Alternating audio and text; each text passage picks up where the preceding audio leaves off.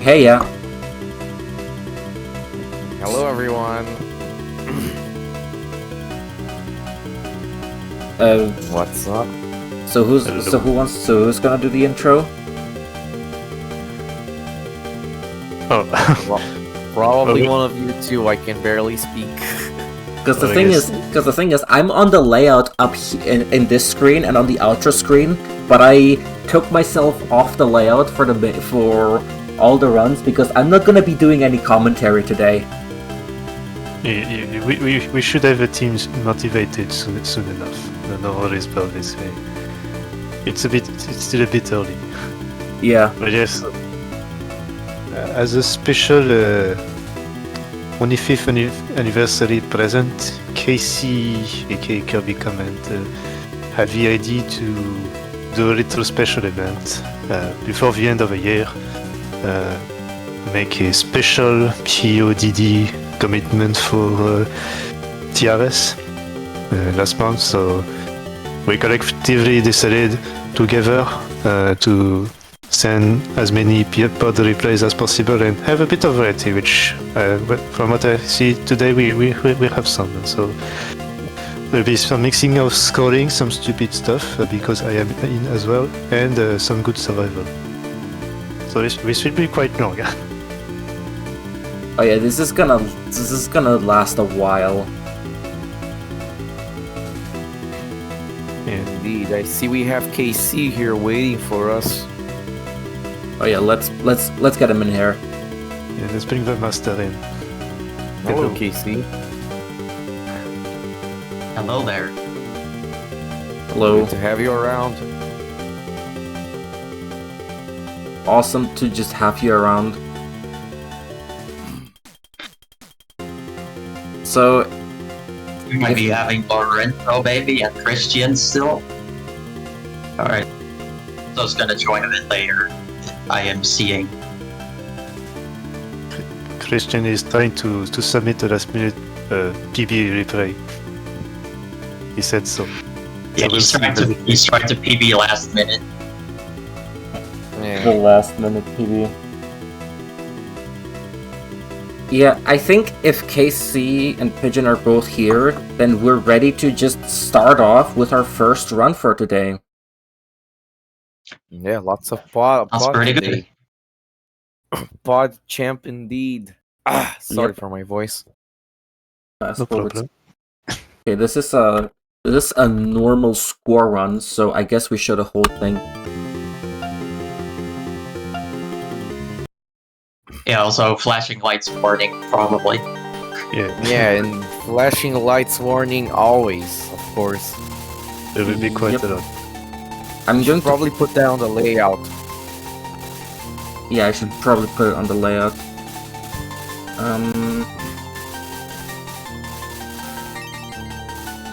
Yeah, so Normal scoring here for Touhou 3 PoDD. It's good because I see a decent amount of interest here for this category. Why do you guys feel so?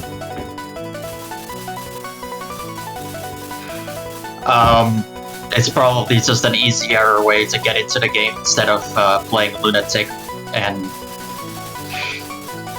being afraid that you're not gonna clear, because it is a pretty hard game for a lot of people to clear. I don't know if Roby actually got a Lunatic 1cc in this game, but I do know there's some people who don't really have a clear on Lunatic yet. I think it tried for a bit, but because he was fixed on other games, he had to stop a little, so he switched to scoring at some point. And It's pretty cool. Roby is a pretty flexible player that plays a lot of different categories. I actually didn't expect to see him here today, so it is a delight to see more different players trying out such an unusual game like pod, but also such a non-standard category such as normal scoring. yeah, it's nice to see some Yes. lower difficulties from time to time. Yeah, I mean, we can probably go ahead and explain a little bit about how scoring works in this game. The main way to score is to use level 2s. If you have at least have your gauge filled up, you can charge for a level 2, and it will shoot out pellet bullets, which are reflectable, and these reflections will cause fireballs to spawn on your screen and more bullets, and that just gives you opportunity to get more spell points. So like right there, you got 52k to summon a boss, and that will give you 150k the clear bonus if you clear on this round. And so like this game just revolves around just chain reacting and volleyballing a bunch of shit back and forth as much as you can. And you're also doing a bit of gambling when throwing off the level 2s because, unlike PoEV, you don't have any protections when sending anything, and you're more likely to have a lot more coming as well, since you are also doing the Spell Wars game of sending back and forth more things. There's also that risk and reward kind of things going on in this. So one thing that is kind of typical of normal is at the start of each stage, these enemies are actually going to be less durable and also moving slower than they would on Lunatic, for example. There's kind of like this secondary rank mechanic that determines how fast enemies are moving and how durable they are. If you were playing on Lunatic, for example, this hidden rank would be maxed out at all times. So that actually makes reflections and, just the general intensity of the games go a lot more... things will go a lot more haywire. Like, in these early stages, things tend to be pretty calm, and also fireballs go slower. And I think also when you have slower fireballs and slower bullets, that actually gives you less spell points too, kind of arbitrarily. That's interesting. So that was a pretty good reflect there. And the difference between the game speed and difficulty from normal to Lunatic in this game is particularly striking. The game almost feels like it's completely sped up on Lunatic compared to normal.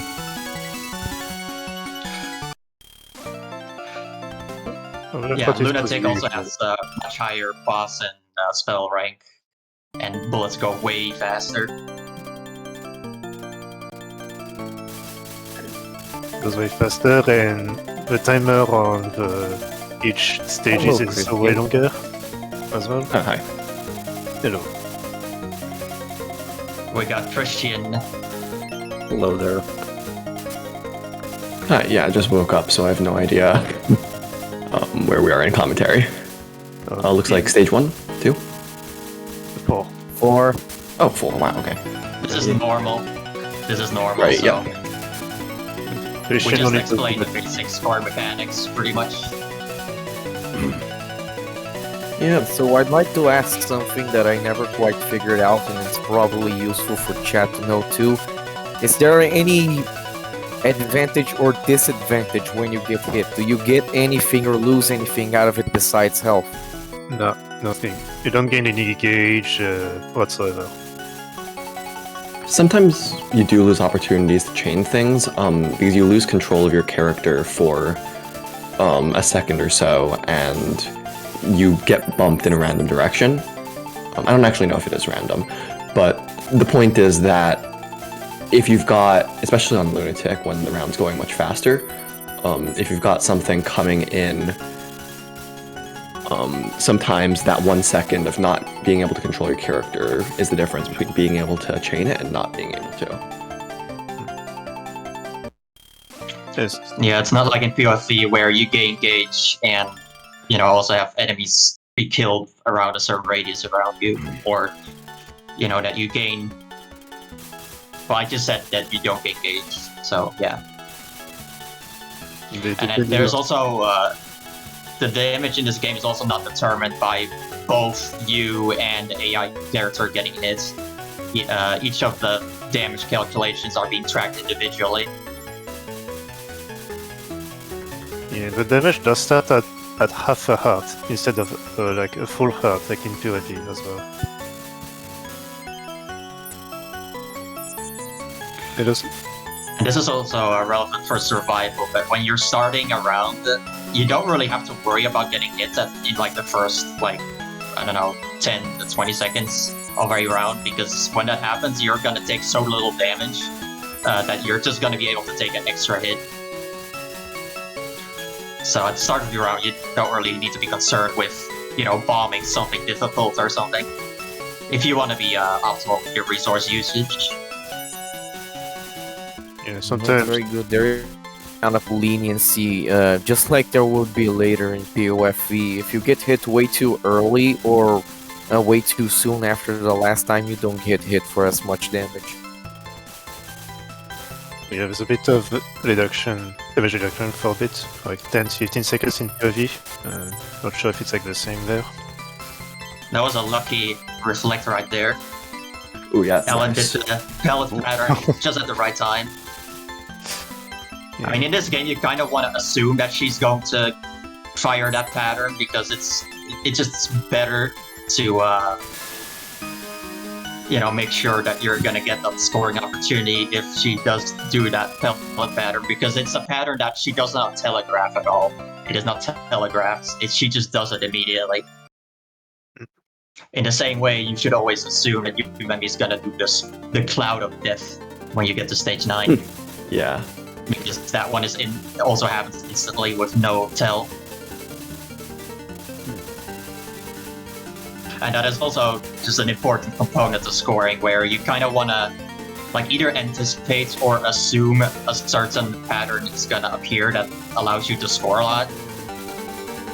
But there could be like niche situations where you don't want to do that, because maybe you see a swarm of fireballs that you want to reflect with the enemy formations being in just the right spot, and reflecting those being more important than a potential bullet pattern that might not even appear.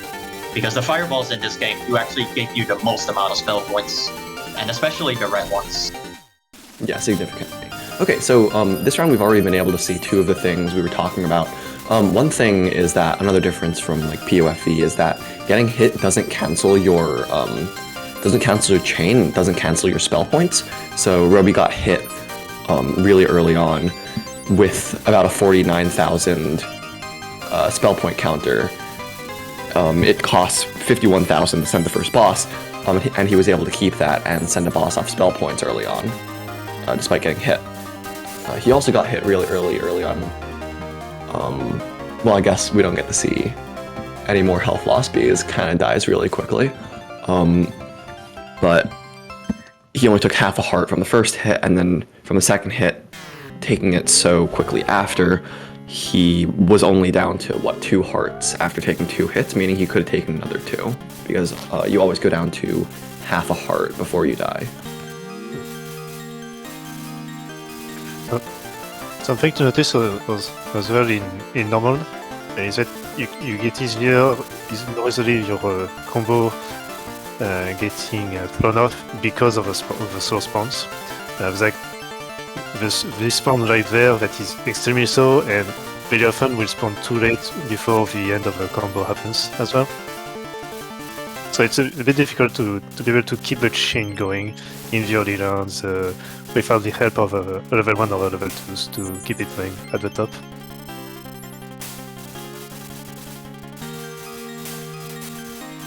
So once you reach stage 7 in this game, you're always going to be fighting a predetermined opponent. When you're playing as Yumemi, it's always going to be Rikako. And there are some things that you can do that are a bit unique to this category, or I guess just playing as Yumemi in general. But in general, Rikako is a pretty good opponent to score against. Her boss does have some pretty lucrative patterns that you can use to reflect stuff. And also, Rikako being a faster moving character also means that she's not gonna get hit as much as the slower moving characters. Because that's also a thing that we should mention. Yumemi is a broken character because her crosses can easily get the AI to get hit. Especially the boss pattern, where she spawns a bunch of crosses on the opponents. Because the opponent cannot really... The opponent doesn't have the foresight to misdirect the crosses in a way that doesn't get them trapped. So most of the time, whenever that pattern happens, they will take an unintentional hit, or they will bomb if they have the bombs. Because, like, basically in this game, whenever the AI bombs, it is always to prevent an unintentional hit from happening. So it's not like in PoE where the broken shots are truly broken, because they do not have the defensive options in that game to really save themselves. But in this game, you have bombs and hypers to prevent early hits from happening. And so Rikako's used 0 bombs so far, so she's actually being pretty lucky right now with her survival.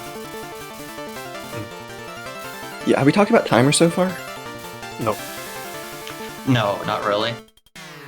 Okay, well, we'll get into that next round because we just won here.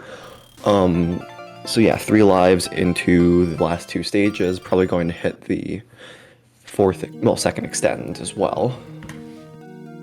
Something that is also cool to notice with Rikako is that depending on her animation, you can also predict which attack she can do, and if the ghost or whatever the enemies are in the stage are in good positioning, you can also prepare for an instant sendback if she spawns all the bullets.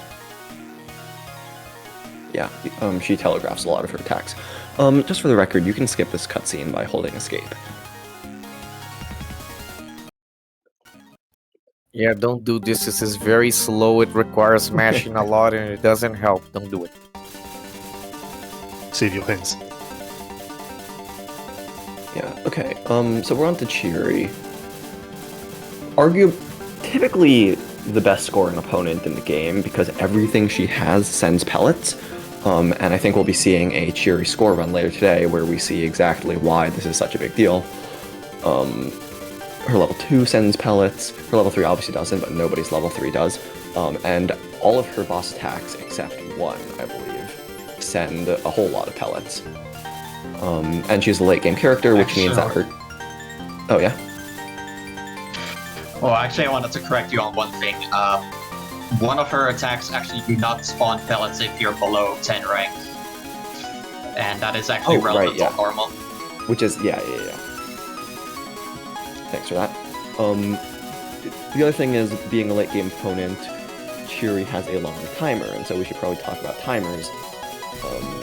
So the AI in this game, like PoFC, operates on set timers where they will dodge literally anything, right? Like, simply a difference in skill, until that timer runs out, and then after that, they'll get hit by kind of just anything. Sometimes the AI is forced to take a hit, and so, well, actually, really quickly, I should point out, you can see on the screen right now why I said that about Chiri sending 1,000,000 pellets. Yeah, she's at rank 10 now, so she's spawning a lot of them all at once. Yeah, probably best to bomb here. But he's doing a good job dodging so far. Oh wow, nice. We see the experience. I mean, you can always be greedy and just not bomb, because this is a score run after all. Yeah, but also Yumemi as well. There's a lot of decision making that comes into play here. Fireball clump to miss. Yeah, that was unfortunate. He could have definitely got that one. You do really need to know like how the enemy formations work in this game, and also I believe Roby at this point in time didn't actually know that fireballs were aimed in this game sometimes, so that's why he's making these mistakes. Yeah. Because the fireballs in this game are aimed at you 50% of the time, and it's always at the start of the round. It's always random. But then the next 5 seconds, it is always aimed at you, and it just cycles through like that. So whenever you see a clump of fireballs all on top of each other, it's because they are aimed at you. Horizontally, of course. Yeah, there's been like a couple columns that could not get exploded badly. Something also to notice, since we actually died in that round, is that in this game the rank doesn't quite reset. The enemies don't start at the lowest of ranks like in round 1.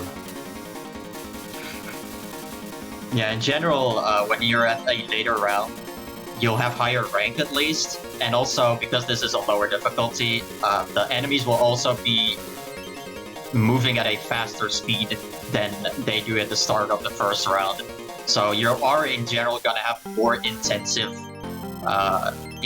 rounds, even if the rounds end up being shorter, because whenever you lose the first round, the timer for the next round will decrease, and this will just keep on going until, you know, basically round 5, because you can only have 4 extra lives in this game at most. And it's also not like PoV where the timer can just randomly increase again because zoom coding.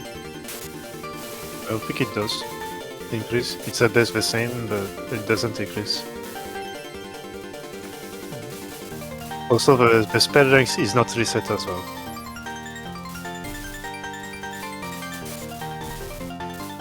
Yeah, both sides have max spell and boss rank. Also in this game, the boss rank is actually always the same for both characters, so when one character increases the boss rank, it will apply to both characters automatically. And generally the way to increase your boss rank in this game is by either triggering boss attacks that happen, either through just standard level 4s or 51,200 spell points, or by reversing the boss, or by getting boss panics, which require 300,000 spell points. And then spells is basically uses the same principle where the more spells you use, the more the spell gauge goes up. Yeah, this Go on, Pigeon. Yeah, this is also why in higher difficulties you will often see suicide happening in earlier stages, because the gain you can get from higher ranks and on spells and the enemies is often much better to get, since at the end of the game you only get like 1 million. And spreading out in between the stages can help to maximize the bonuses that each stage can give at the end. Yeah. Okay, so we are into Yumemi, the final boss, with the maximum remaining 3 lives and about 20 million points.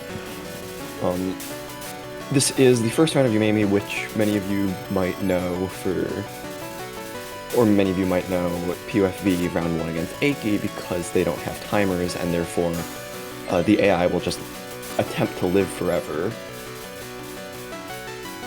Like we said earlier, there's ways to get early hits, especially with Yumemi, so the AI won't necessarily live forever, but they'll try to. So this is usually a great spot to milk score, because in theory you can just literally get infinite score off this round. But in practice, of course, it's very difficult to dodge for that long.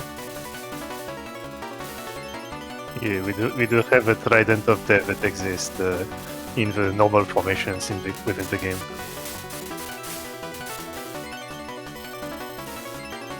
So basically when you're starting out scoring like Roby is here, the ideal thing to do here is to basically finish the game with no lives left, as you get more score from just spending game score in subsequent rounds than it would be to just take the extra lives in the clear bonus, because it's only 1 million points.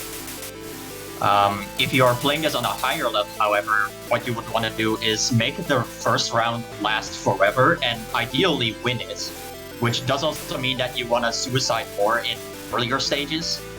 But with Yumemi here, that is actually really difficult to do, simply because the AI will just die early, and it's just really inefficient and annoying to milk the first round that way.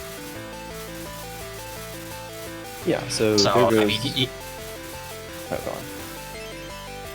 Yeah, I want to say you just lost the first round because, like I said, if you're starting out, you're not really intending to win the first round, especially with a broken character.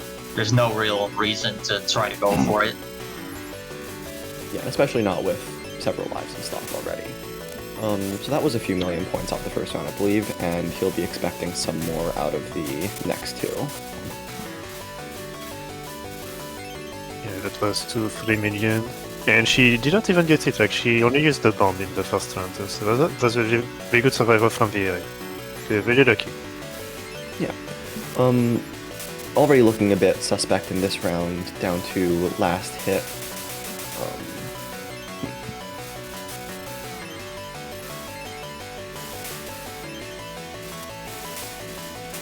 Yeah, good call the bomb there. That was a wall. With a lot of bullets. Yeah, I mean, in this game, there's no focus movements, so you kind of... It would be very hard to fight for that, especially since Yumemi has pretty high movement speed. Yeah, Yumemi moves... Oh, ouch. Yeah, tough one. Yumemi's level 2 and level 3 are aimed, so if you're sitting still, you can just tap them to sidestep them. But if you're moving like he was there, then it can become a jumbled mess really quickly. Yeah, in this game, you know, especially when you're having to deal with patterns like that, you kind of have to learn when spells are about to be fired. Like, when you see the spell cut in happen, for example, you can assume that bullets are going to be fired towards you. And, you know, if that didn't happen, then it would just be a boss, which would be of no consequence, because it's not like a boss attacks you the instant it appears. So there's always a lot that you need to keep in mind when you're, you know, even just playing this for survival, really, because even survival, it's important that you know what kind of patterns you can expect to happen, whether it be from level 2s or a boss pattern. That's a tough one. Okay, a good bomb there. He would not have outrun that cone pattern, I don't think. That's probably gonna... Oh, wait. Oh, Nice, he's nice. dodging. I think that's a bit difficult to control with enemy level 2 and 3s, is that they are targeted, so usually you don't want to move too much to be able to go through, but since you have all the chaining with the bosses and such, it was very difficult for Roby to dodge everything. And because he has no bombs now, he's able to hyper, which use all the gauge down to the level 1. And there she goes. 35 points. I don't know if she took any unintentional hits there, but she did definitely use up her bombs. Yeah, so 35 million GG. final score. GG. GG. I believe Roby wanted to go for 40 million, so it didn't happen before this stream, but I think he will probably still return to try this category some more. Yeah, best of luck to him on that. I think that was also his overall highest score. That's a You know, very cool minus- run here from Roby. I'm very good to see. I'll probably have to retire right now because I'm not doing so well, and I'll probably stay until the end of the stream because of work. So I'd like to say my piece very quickly. Thank you for everything this year. I'm very happy to be able to be part of TRS. I'm very happy to have made so many friends and allies. I'm happy to see this stream occurring. It's good to see more PoDD and PC98 representation in Touhou in general. Thank you for everything. Thank you for tolerating my terrible sick voice here as well for this brief period that I can show up here. I'll see you all next year. Thank you for everything that I've been invited to this year. All right. See you, Christian, 32, KC, and Pigeon. You're all very good. Continue being awesome in Touhou all around the world. Yeah. Before you go, Thanks, thank you as well for the PC98 TWC as well, and hoping we get more categories next year as well. Hell yeah. We absolutely will. Team. We absolutely will get for more categories. We will get more PoDD categories next year as well. Yeah, we will get PoDD normal scoring next year. Excellent. Haha. Alright, Johnny, like that. We can definitely expect 2 players here because we have 2 normal scoring runs in a row. Yeah. See, it is a relevant category. Sorry. Game. Okay, guys. See you. Thank you. And Lorenzo should be joining here soon. Bye. Bye. All right. Yeah. Yes. Oh, do we have a run comment for this one?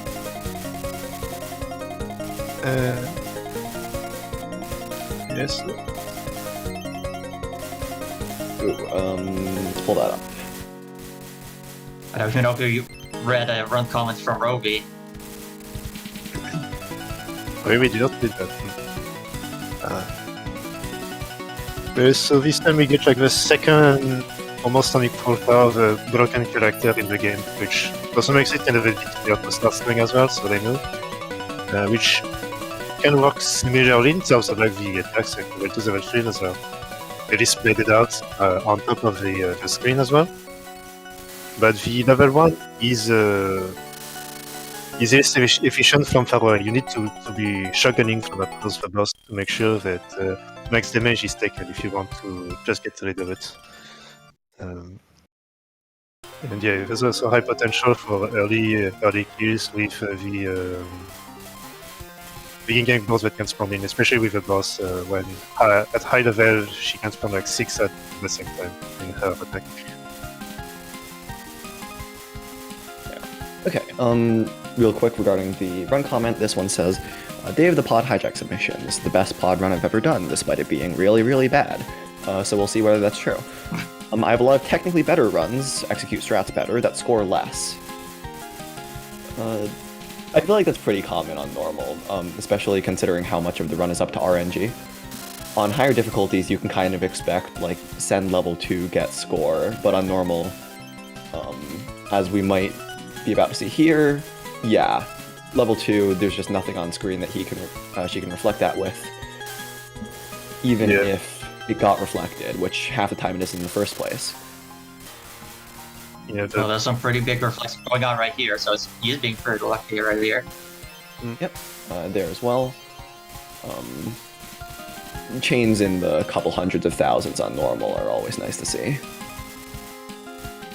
Yeah, in this case, the best thing to do is to try to predict how the enemies are going on the screen, because you know that all the bullets will spawn on top. To maximize the combo, you need to try to get as much enemies on the top as possible on the opposite side of the screen, on the side screen, to be able to reflect that most. And the more difficult thing to do is that you also have a setup on your side to be able to reflect back as well and continue the chain altogether. Yeah. So you can see that on both screens, the same enemy formations are spawning, and that's because all the enemy formations are basically, they are determined by RNG, but they will always be the same for both sides of the screen. And so you can actually use that to predict what enemy formations are coming next if you kind of keep track of what's coming, especially at the start of the round, you can do that. And so you can use that to your advantage to kind of plan when to reflect things. Like after level 2, you might, anticipate a lot of bullets and fireballs to spawn, and then you can just sit directly under those enemies to reflect a bunch of stuff. Yeah, it's very convenient. Not the best scoring round, but I guess for early game that's kind of expected. Correct me if I'm wrong, Casey, but at this level, the hit bonus, like the max combo, is what contributes most to your stage clear bonus, yeah? Yeah, because you don't really get a lot of summons, just not only because, the rounds are not as long as in like a Lunatic, for example, but also because since you are getting so little spell points comparatively to Lunatic, you're also just gonna get less summons that way, so your max hit bonus is going to be contributing more to the clear bonus. So whenever you can get even just like one instance of a big cloud of bullets coming your way and you chain a bunch of that, or reflects all of that, that alone will just shoot the clear bonus up by a lot. Right, yeah, and getting that, especially in the early stages, comes very much down to RNG. Ooh, that's unfortunate. Yeah, so good call to bomb there. On lower difficulties, there's definitely a lot more luck involved, in that regard, and also, well, in this case, Reimu is a broken shot, so there's also that part of the RNG you have to worry about, because the opponents are probably gonna be dying early. Something to notice also. Yeah, that was not a very good one. So something to notice about one bonus, which is the boss bonus. When you send the boss at 51.2k, the next boss that the opponent has to send needs to be raised. So they need to send at 100k and so forth. At 300k, like in PoDD, you also get a level 3 that is sent back. And when you reach the max at 655k, the combo will not stay at the top as on like bonus stage. It will reset at some point. So in a higher difficulties, this can be used if you get like a big hit combos to just instantly reset and gain back all the gauge in the point counter, PSP counter. Yeah, in this game, you can't just keep stacking your spell points over and over. It just maxes out, and at that point, it just has to reset. Unlike in PoE, where it gives you a lot of score just from having your spell points maxed out. And yeah, like whenever you summon a boss in this game, the spell point requirement that you need to reflect that through spell points then goes up by another 51,200. It just keeps going up by that amount until the boss is either destroyed or leaves the screen like it did right there. And whenever the spell point requirement gets to really high numbers, it can actually wrap back around to 0. So you are never going to be in a situation where you have an unreflexible boss attack. And also, you know, just getting a lot of those reflex and just getting the spell point requirements go up by a lot is in general good, especially for a category like this. Yeah, very good formation.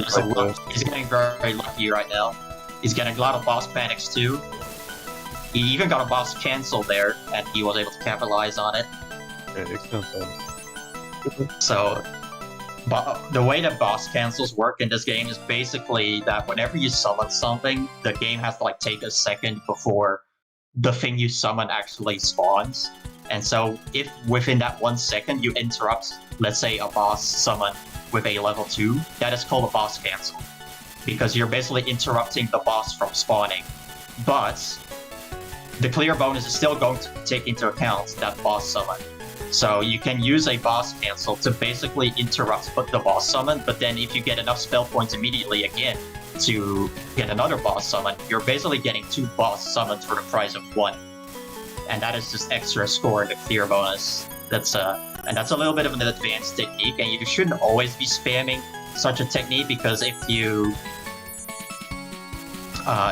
need too many spell points after a boss cancel and you can't get it, well then you just raise the spell point requirement needlessly.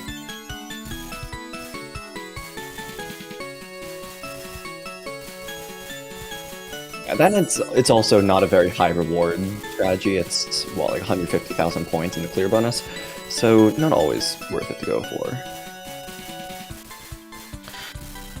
Yeah, I mean, it can oftentimes also just happen automatically if you get a bunch of summons and you happen to just, you know, be charging for a level 2. You don't really want to be letting go. You do want to be letting go of your charge instead of, you know, making it become a level 3 or something. Which and so can happen sometimes, especially with Reimu, since she has a very fast charge speed. Yeah, so just there, Ellen, also a character very prone to dying quickly, kind of just went out with a whimper. Yeah, and then, so Reimu has Mima as a stage 7, who is also a very good scoring opponent, mostly for her level 2, which is just a million pellets coming out of a corner, so if you can cancel it directly on top of where it spawns, you're in for a good time. So right there. Oh, that's pretty good right there. Yeah, that was quite nice. And the fireballs after that as well. And her boss is also not bad. Okay, that's a good chain. Wow, okay. 65536? Not quite. You got a bunch of red fireballs that spawned right in the path of where enemy formations were, so that was really good. And since those fireballs were also aimed, that also means that that the player was also in a good spot to actually, lure the fireballs in the right spot, because that is something you want to keep in mind. Like in general, you just want to stay below the enemy formations as they're exploding, so that way you can catch fireballs in the explosions, because the only way for fireballs to actually contribute to the spell points is if they are destroyed through those explosions. It's not like killing them directly can give you spell points, and in fact nothing can gain you spell points by killing them directly. It's not like in PoE where just killing an enemy immediately gives you some spell points. Here you can only get spell points by actually purely chain reacting.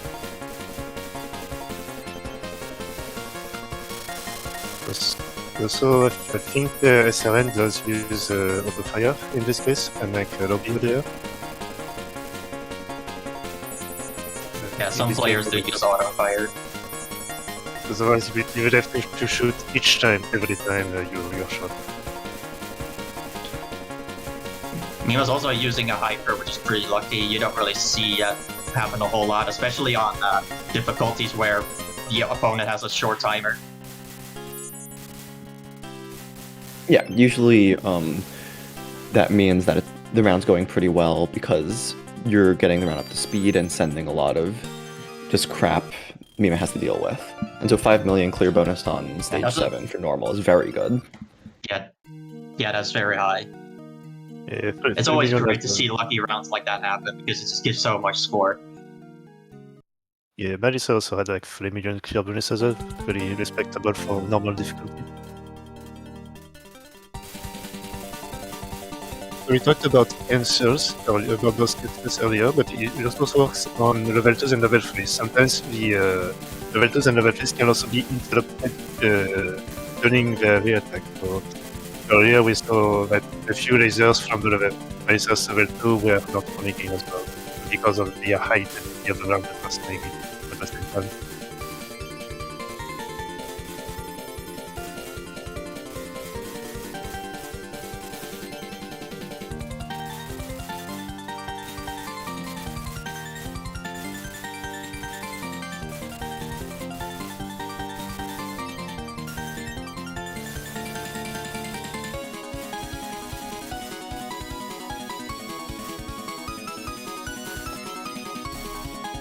That was a short cheery boss. Yeah, not really attacked as well. But we know go for back of bosses doing it. Oh, and good positioning on that as well. Sent the level 2, saw it was going to be reflected, hopefully, and then positioned themselves under the currently actively exploding formation to hopefully catch some of that. No dice, of course, but, good practice.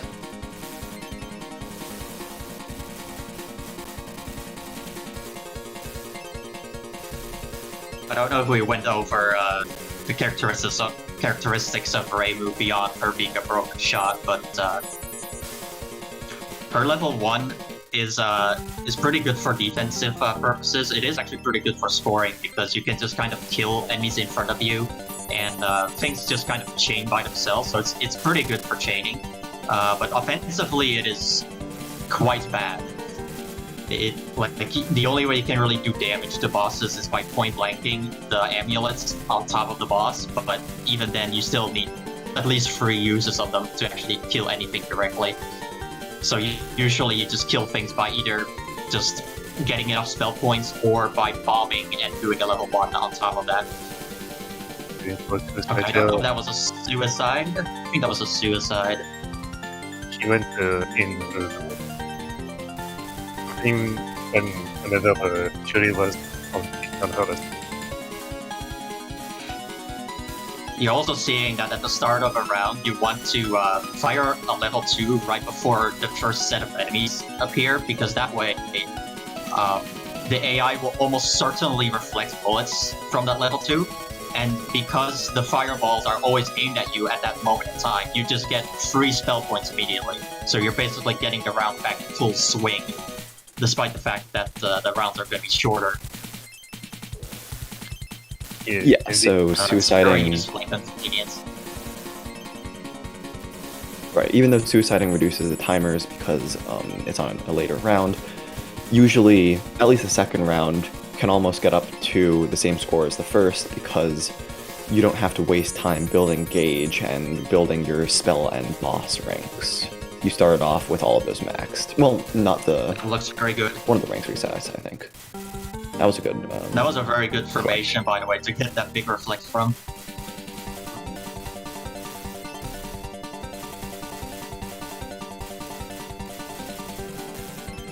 The second turn in late game, you always be able to just give back the million loss from the end game bonus on life anyway.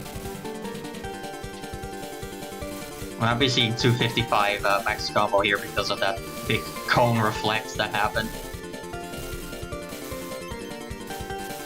Yeah, we only see up to 99 on the double counter on the screen.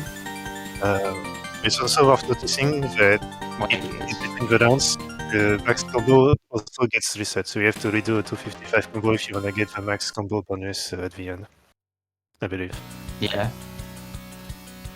Well, in this case, it was 188, the max combo, but that was still very good. Yeah. In general, seeing the max combo be in the hundreds is what you want to see on lower difficulties like normal.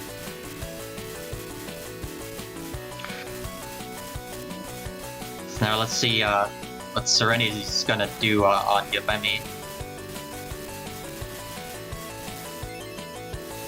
This is gonna be a passive play to try to get the round to last as long as possible, or just not even try and just try to get as much score out of the round as is possible.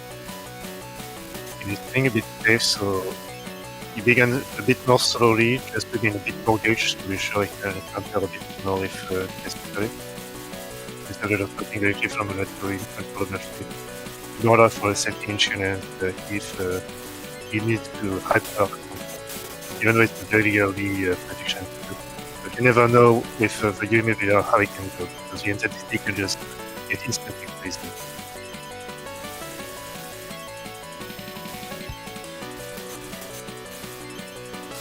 Give it to it just in anything. Yeah, Pigeon, could you could you turn your mic up a bit as well? It's a bit hard to hear you over the music. Sorry.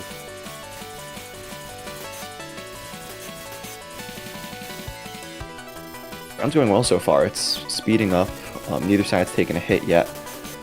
Almost 16-16 spell and boss rank. Looking good. Yeah, that's a nice reflect. Yeah, we all got that hard rank in the Vietnamese as well. Not quite Lunatic ranks for them.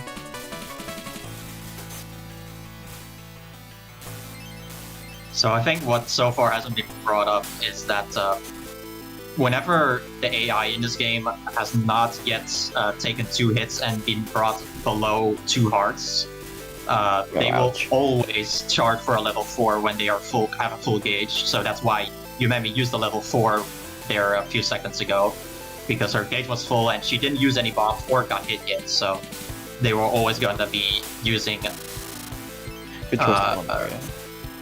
a level 4. Also, it's pretty lucky to be seeing these level 2s. Like, the AI tends to not use level 2s. Like, I think the way that the game determines whether they charge random, I think it's just random when they start charging when they don't have a full gauge. Yeah, for some reason I feel like when they do charge level 2s, they charge a lot of them. I don't know if it's just me hallucinating. That was a very nice dodge earlier. It was also that one really scuffed Death Cloud dodge earlier. Yeah, 33 million, very good run so far. Exactly 4-5 million.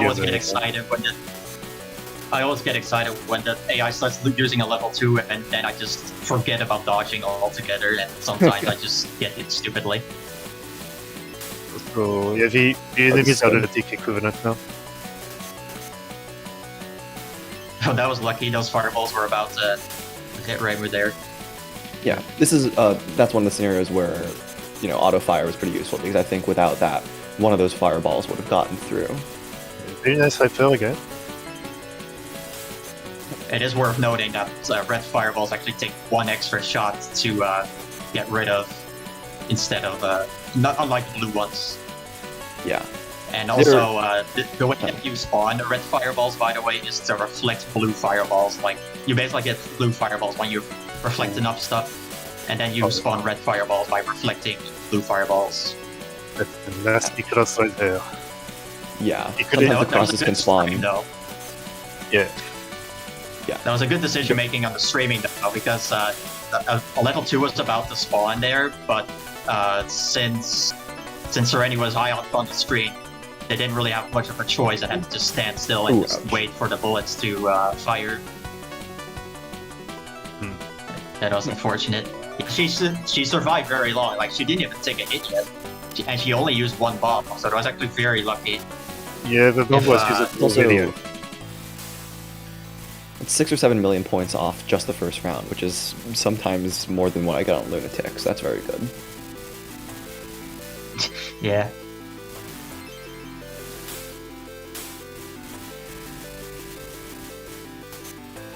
It probably wouldn't have made much of a difference if this was on normal or Lunatic, because on Lunatic, bullets do go way faster, and in general, faster objects cause early hits to happen more often, but bullets rarely cause early hits to happen. There are circumstances where it can happen, but you don't really, in general, expect it to happen. Completed the kill there. Good dodge. Very nice leading. Yeah. And there was something that you see on normal that you can't do on Lunatic, which is actually dodge the death spiral. Because even at max boss rank, and spell rank, there are some patterns that just act differently on the difficulties. So the spiral will always have gaps on normal, whereas on Lunatic it will pretty much always be an undodgeable wall. There's one formation which I'll point out when it shows up that always has small enemies down the middle on the lower difficulties, but always has big enemies down the middle on Lunatic. Nice one. Other minor differences. Good boss kill there. Yeah, actually the spiral does not actually act differently, it's just that the speed of the bullets, like, put together just make it more dodgeable. Because, right. like, if on Lunatic, like, let's say that the screen was a lot higher, like, the height of the screen was much bigger, then it would be a lot more dodgeable, because there would eventually be openings that would just appear that you could, like, stream through, so to speak, like, stream through the lanes. But on Lunatic, the thin wall of bullets just happens to form right at the bottom. Go through it. Whereas on normal, the bullets go slow enough to where an opening does actually appear. And what I'm saying is relevant because in this game, the density of bullets is actually not at all determined by difficulty. If you are at 16 rank, it does not matter if you're on easy mode or on Lunatic, it will be as dense. The only difference is the speed of the bullets. That's good. Also, yeah, that was definitely a suicide. That's Yeah, this is the 50 million pace so far. Definitely. I mean, even clearing here is probably 50 million. That's a very good first chain. That was also a nice dodge with the crosses there. In general, you want to dodge the crosses by going in a circle and moving diagonally, so that was definitely a good way to do it. I mean, it looked a bit scary, but Serenity definitely knew how to handle that. Also, yeah, that was pretty dense, that rain pattern, and then also a cold pattern on top of that, so that was definitely something that needed to be bombed. Sometimes you just get combinations of patterns that you just cannot really deal with, which is also why you can never really be consistent in this game in terms of survival. There's always going to be situations where you have to deal with a combination of patterns that you cannot really predict and also not really practice, because there are just too many combinations of things that can come at you.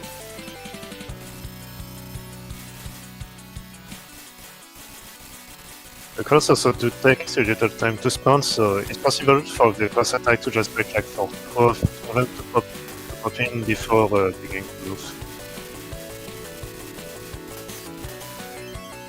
Okay, Yumemi's down to last hit, no bombs, and no gauge for hyper, so we'll see if Serenity suicides again for that. I think a clear here is still, 44 point... Yeah, well, there we go. And a clear here is 50 million, 50 million. so... Barely 50. Nice. Almost 51. Very good. GG. GG. There's not a lot of people that have scored that high. I think actually only me and Zil maybe even. Yeah, I don't know if I... With Hold on. Rick. My best is like 42.0. I just randomly Also got that 66 still.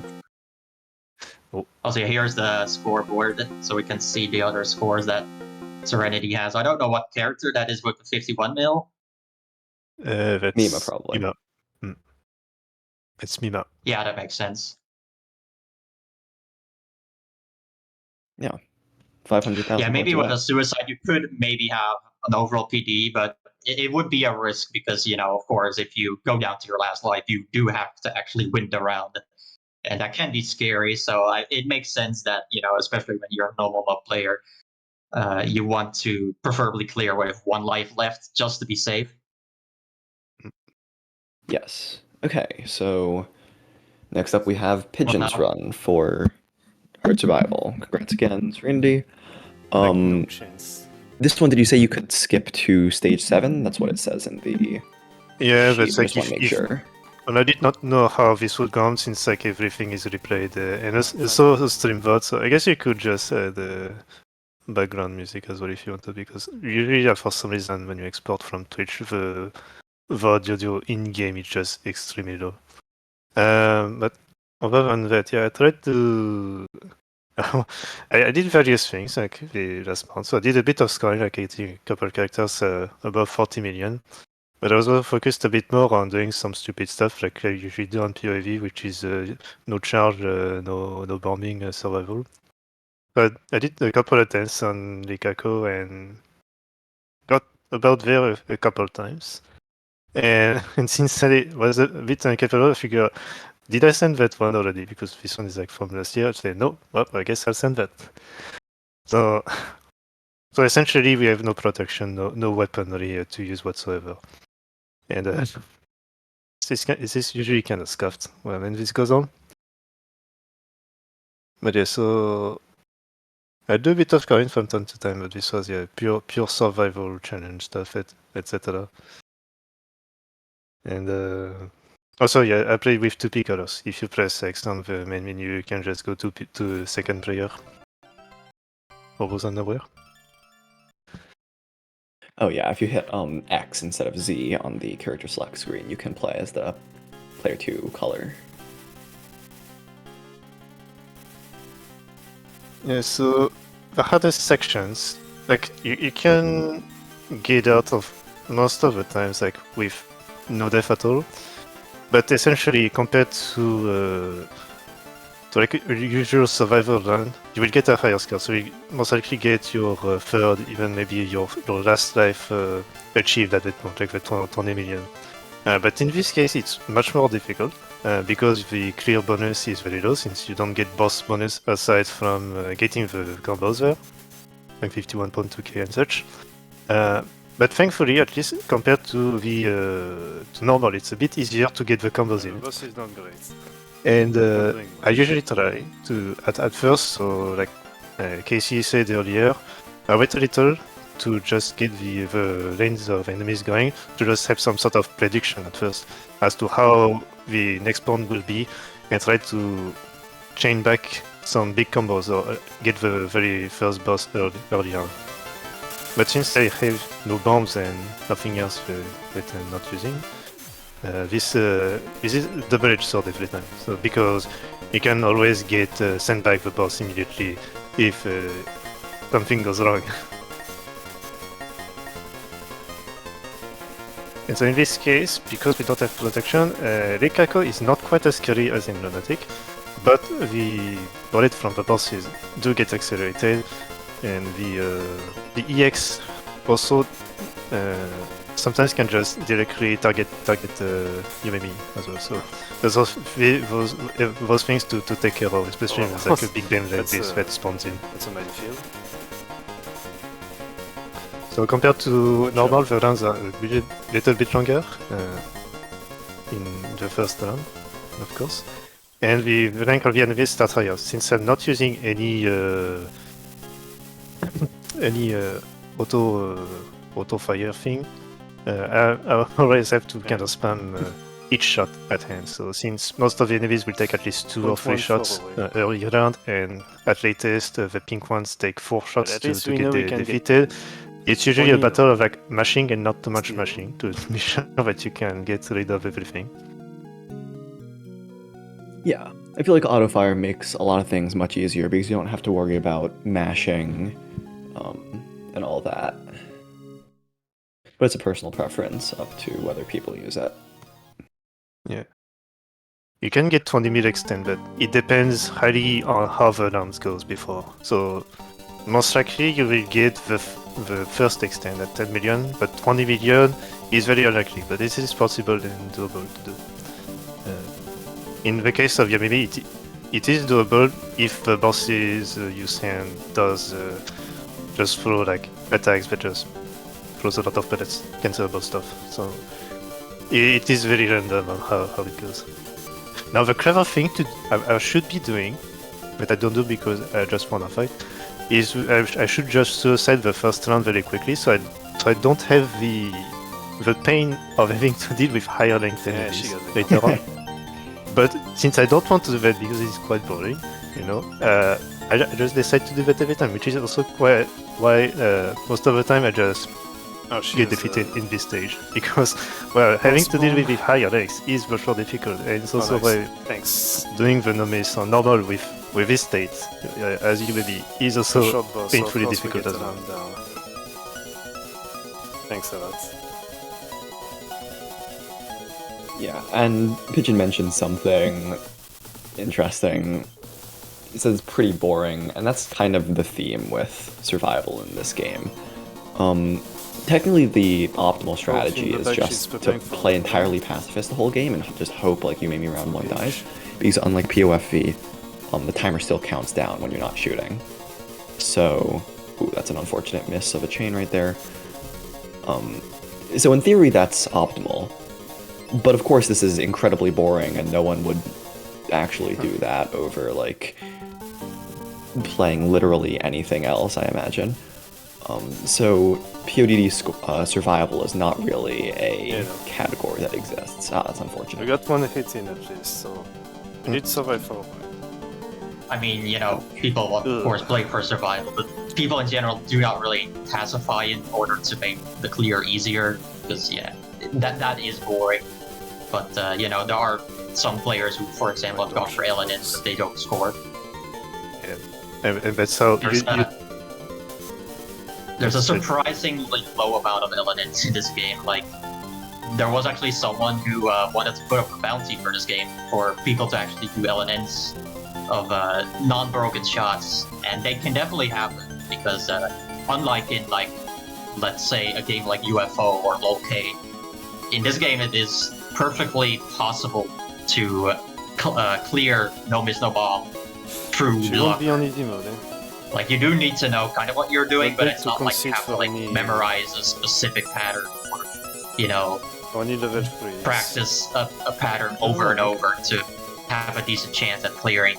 In this game, you could actually just get lucky from the opponents getting hit a bunch of times. And it can even happen with non-broken shots, because, like, in general, fireballs can also cause early hits to happen quite a lot. But if you want that to happen, then you do absolutely not want to pacify, because then there's got no fireballs. Yeah, I'm not sure if we'll get to see in Violence today, but it can happen that sometimes you just get like the one formation that just make the instantly usable as well. It is highly possible. And it's usually the kind of formation that just kills like the late round 1 Yumemis, because even though she's trying to gauge up on the last hit, she will get hit by that formation whatsoever if she is badly positioned. Granted, the best effort that is done by the scholar to not do that. But I think in this one I have the exception of doing that in the last round against Yumemi. Mostly whenever she gets on below the too hard threshold, because again in this case she will not be using any spell whatsoever. So besides gauging up for the We need the second. the hyper. So it's a much easier way to deal with the end of the round if it's required. that's right. But mostly on round 2 when there's actually a timer to do it, otherwise you are just down by luck and such, so it's much more complicated. Oh yeah, there was a few close calls there that sadly did not end it very well. Ooh, yeah. Ouch. Yeah. And so this is what we were mentioning earlier. So now in this case, this enemy starts at lunatic equivalent rank. These first moons will be on 4 hit thresholds to be defeated. These formations on 3 hits and such. So and the speed as well also keeps there. So this is the price to pay of being a fighter, and not doing that kind of in spawns. pacifist play. Or at least not doing a suicide on the very first seconds of the round. Just minimize these risks. So usually when you get to death in like really round, it easily snowballs down to just multiple deaths if you are unable to just send back a boss, or if you get like a quick boss like this one.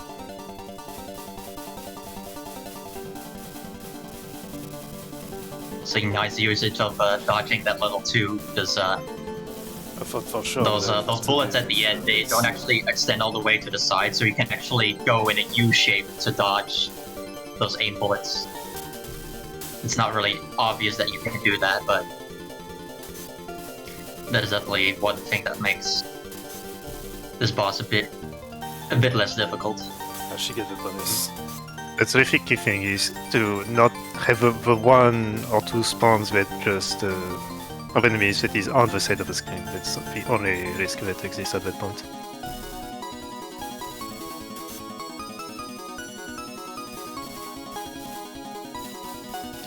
As you can see with that little zigzaggy pattern where Kiri just shoots Fine.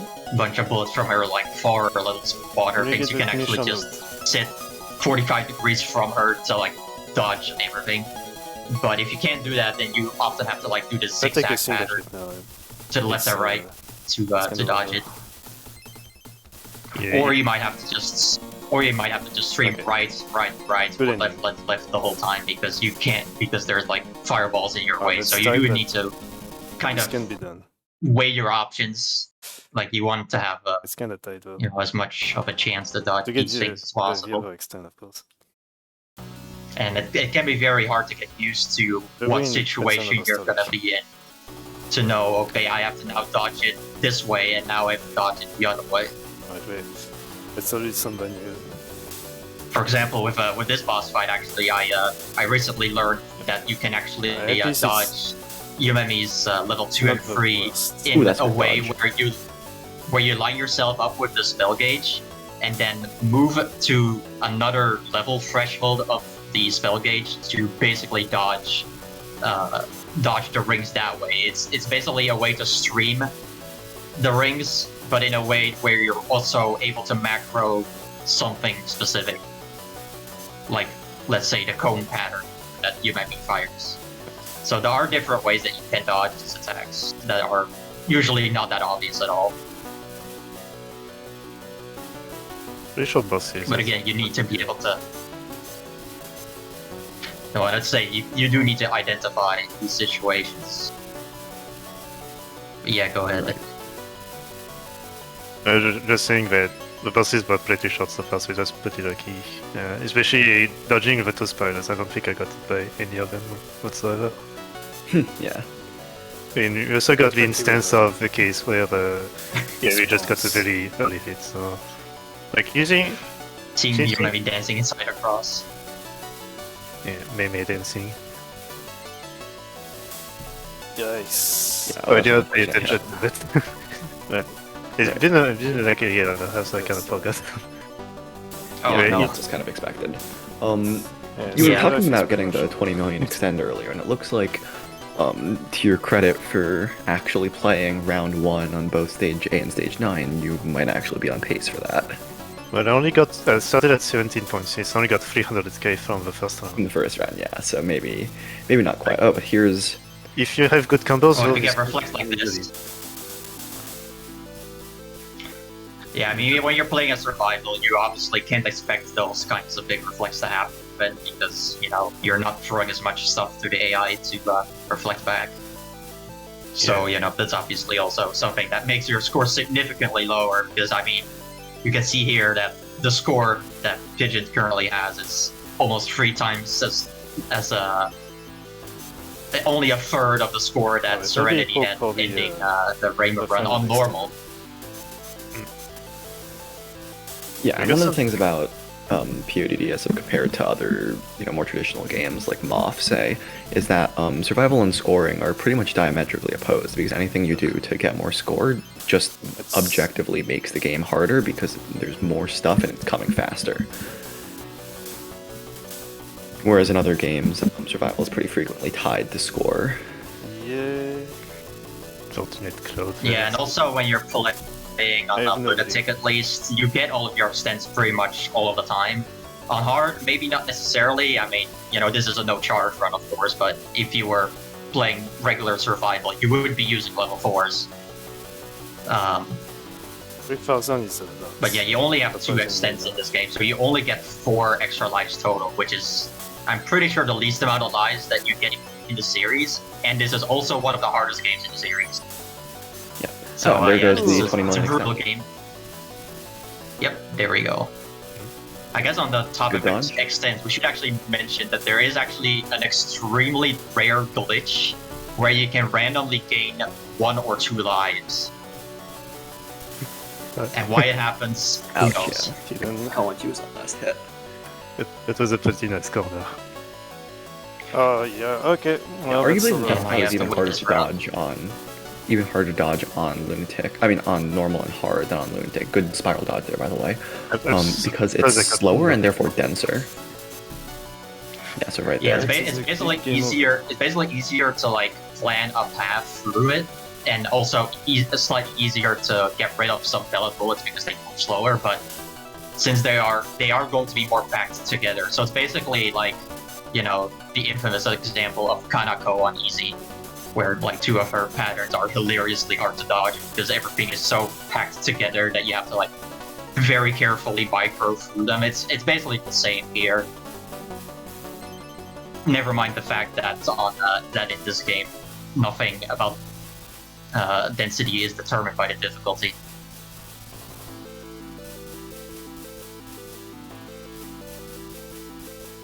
The Death Cloud in this game is basically always going to be difficult to dodge, but it is slightly easier to dodge on lower difficulties because you have some time to plan your routes.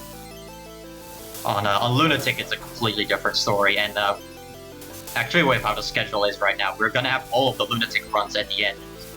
We're pretty much having all difficulties go in ascending order. You know, classic. It's a classic. I just saw his funny dodge. I don't think I got hit by any of those spoilers. So that's good news. Even the last one that combined with like the level 2 or something. That weekend I need you to calm down. Always funny. At this point, I'm a bit more careful, so I'm playing a bit more pacifist. I don't hit things too much, because I'm in the belief that it works like in PoE where in PoE if you don't defeat an enemy for more like than 5 or 6 seconds, the timer will stop, which is not the case here. But I just go with the belief it works like PoE when I play this. Because hitting something just so that it gets going a little. I guess she goes. And at this point, since she's on 1 heart, I could pretty much just do fully pacifist, because she will never send anything back. Unless there's like a bad combo formation that goes on, like a pyramid with 2 columns on the side or something like this. Nice hyper by Yumemi there, just sitting in front of an enemy formation. I think that's actually probably also a good thing for the audience to look at. Is that whenever the AI is programmed to get hit on purpose, they will actually be moving substantially differently. So like whenever they The terrible boss. whenever they are intended to not get hit, they will always like move very jittery and like shaky or like vibratey, whatever you want to call it. But whenever they are programmed to get hit, they will always just stop doing that and just kind of stand still a lot more. That's when you know that they are planned to take hits. But whether they do is completely up to chance. Like there's never going to be a point where the timer would runs say out this and is they will not just deserved. deliberately run into bullets, like as if they are trying really hard to. It is always that it just happens by chance if they get hit or not. Okay, and that was clear on last hit actually, so close one. Congrats. Yeah. I'll try to get back to Rikako at some point, if I feel like it. Also, we were mentioning, like, we can do pacifist, but isn't that how TWC Lunatic no bomb on Udwalg works? You just a Pacific run on Lunatic no bomb as much as possible. Yeah, more or less. I mean, nobody really does that, but in theory.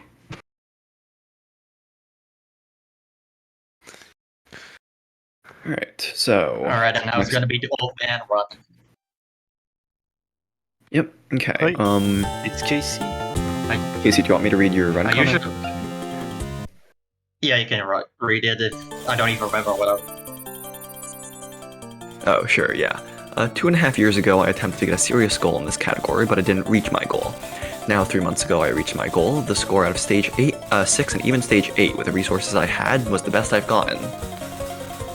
And I think I know what this run is, so excited to see how it goes.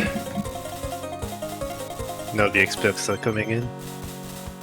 Yeah, so Kotohime is a pretty interesting character. She does have some pretty exclusive tech to her, and also that was a very nice mine reflect. I got every single bullet out of that mine, which, you know, considering that's a bunch of bullets coming from one spot, that is gonna give a lot of combo right there. Yeah, And on hard, it's still kind of significant to get the max combo high. right. There, by the way, was an instance of what I was talking about way earlier about getting hit sometimes preventing you from chaining something. Quick round, but 2 million out of stage 1, not bad. So Kotohime's level 2 is a mine that travels down the screen and explodes into a bunch of pellets.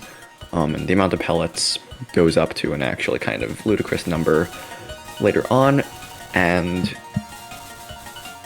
if you can explode an enemy on top of it or get a chain reaction going when it explodes, and you chain everything like Casey said, that's pretty huge.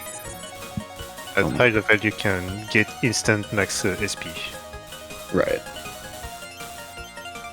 So something that Casey had done at the end of the run was to use a bomb, just to catch a bit more bullets for like some extra score. Yeah, it's like a very minuscule amount of points. Because you're basically just getting points from enemies that are being killed directly. But it doesn't give you spell points. That is a difference or a distinction that should be made. No, yeah. Something that was not mentioned about the spell point gauge. It will only continue to count whenever it stops if you get at least a 2-hit combo from enemies.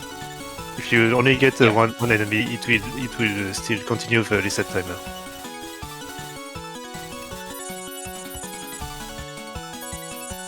Yeah.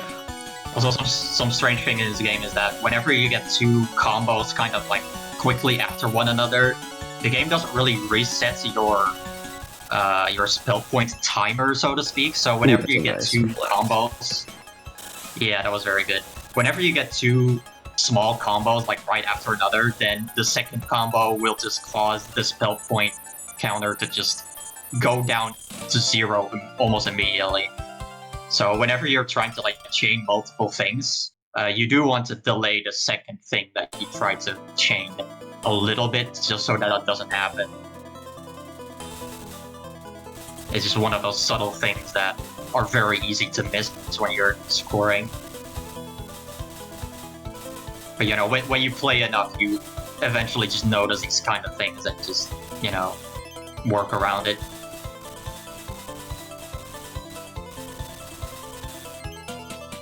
So I think this run starts to get pretty good with the luck once you get to like Marissa, I think, which is the next stage. But for now, my score is still looking pretty good so far. Like in the early games, things are still kind of slow, so I don't really reset that much if my luck is not that great, but I don't exactly remember what my philosophy was here when I was grinding this. Because sometimes I just change my standards. I think on stage 1 you were resetting if your bonus, the first stage bonus was like at 1 million or less. It was like 1.5, it was okay, you were continuing. Alright, so right here, I should also explain, I just used a level 2 after I got a boss panic. What that will actually do is that it will transform my level 3 into a level 2, because whenever you get a boss panic, it will basically give you a level 3 for free. But whenever you use a level 2 with Kotohime, the game will actually just change your level 3 into a level 2 because of the way that spells are kind of programmed in this game. Because normally, with every other character in this game, there can only be one spell on screen at a time, but Kotohime is an exception where her mines that spawn and float down onto the screen, they will never despawn. But whenever you summon another spell, you'll just get a second mine on the screen. But the game is just gonna think like, oh, the last thing you fired was a level 2, therefore everything on screen is a level 2. So like whenever you see me do a boss panic where I get 300,000 spell points, I will try to follow it up with a level 2.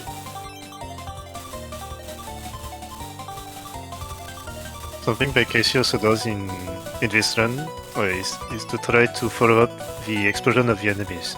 So that if he gets like the line spawn of the flames, he can catch everything easily.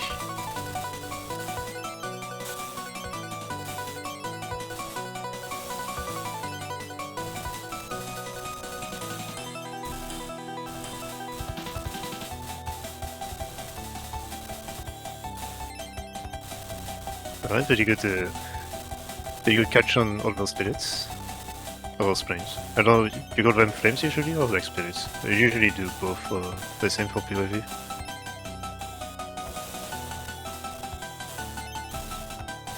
Yeah, that was a very good cancel right there. Yeah, this is where things get really good because I'm gonna get a bunch of 655Ks just all in a row. Just very good luck. Like Marissa started just chaining every single bullet from my level 2 and things just exploded. Yeah, that cloud just got cleaned off. Yeah. I got a new 300k spell points there, but it happened so fast that the game couldn't even register it as a boss panic. Sometimes that happens in this game where if you change so much to where a boss panic happens and then another one should happen, sometimes it just doesn't. It's kind of weird. Like sometimes the game just doesn't process a spell that should happen because, I don't know, things are just happening too fast.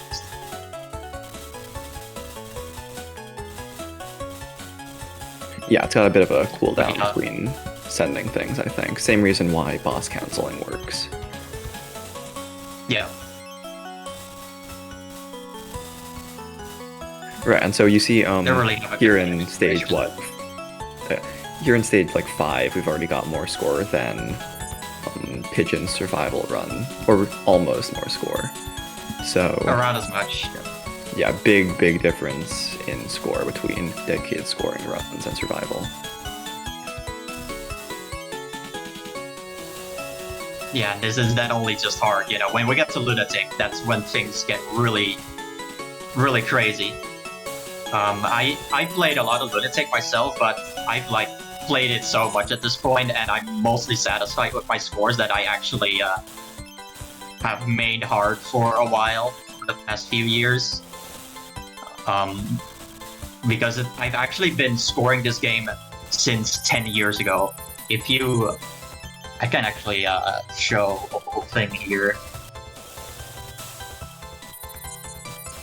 As an aside, this is a surprisingly good Ellen round. Like, I figured she would have died by now. is going very... Or at least she's not early dying like she normally would. It's a bit more complicated with Kotohime because there's no like large projectiles. It's just the explosion that can just corner. So it's a bit easier for her to survive her. Right. I'm just familiar with Kotohime does not really cause early hits to happen very much. I think the main way it happens is just through fireballs, I think. Ooh, that's nice. Also, very nice reflect there. Also, I want to mention shitstorms. Kotohime is the mother of the shitstorms. Because whenever the AI can just cancel every single bullet like that, you just get a massive cloud of pellets everywhere. And that cloud of pellets also demonstrates something that I haven't really mentioned yet, but whenever you have bullets that just spawn from the top of the screen because of reflections happening, those bullets are very loosely aimed. So whenever you have to deal with a situation where you can't dodge a massive load of those bullets, you can actually try to predict that massive reflection from happening and then go to the side of the screen so you can macro the whole thing. I didn't do it that time because I was too focused on scoring, so I don't think I was necessarily trying to react to it or just trying to reflect the whole thing. Like I'm not as survival inclined with my decision making when I'm scoring because I'm just trying to optimize as much as possible, especially on these lower difficulties. On Lunatic, I would definitely focus a lot more on survive because once he's seeing on Lunatic comes, you know, basically 20 times more difficult. I'm not really too worried about game overing on hard. I mean, it does happen, of course, but far less likely than on Lunatic.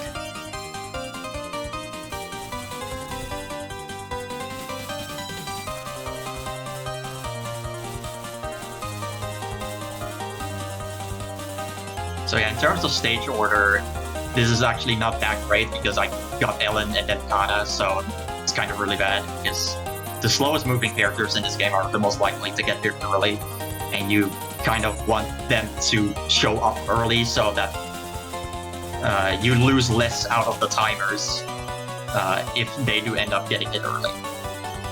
Yeah, even if we play stages, like you would rather have Ellen after Kana because Ellen has a lot more spread in the cancelable bullets, whereas it's a lot more concentrated with Ellen's case compared to Kana. Also right there, I delayed my level 2 a bit just so I could make sure that those red fireballs get caught in the explosion, because Kotohime's level 1 for her charge attack basically is not strong enough to just instantly get rid of fireballs. If this was Chiri, for example, it would have been more likely because of her fast piercing attack that does damage every frame, I believe. Kotohime says 2, doesn't it? Or do you not have enough time to charge it? Sorry, what do you mean?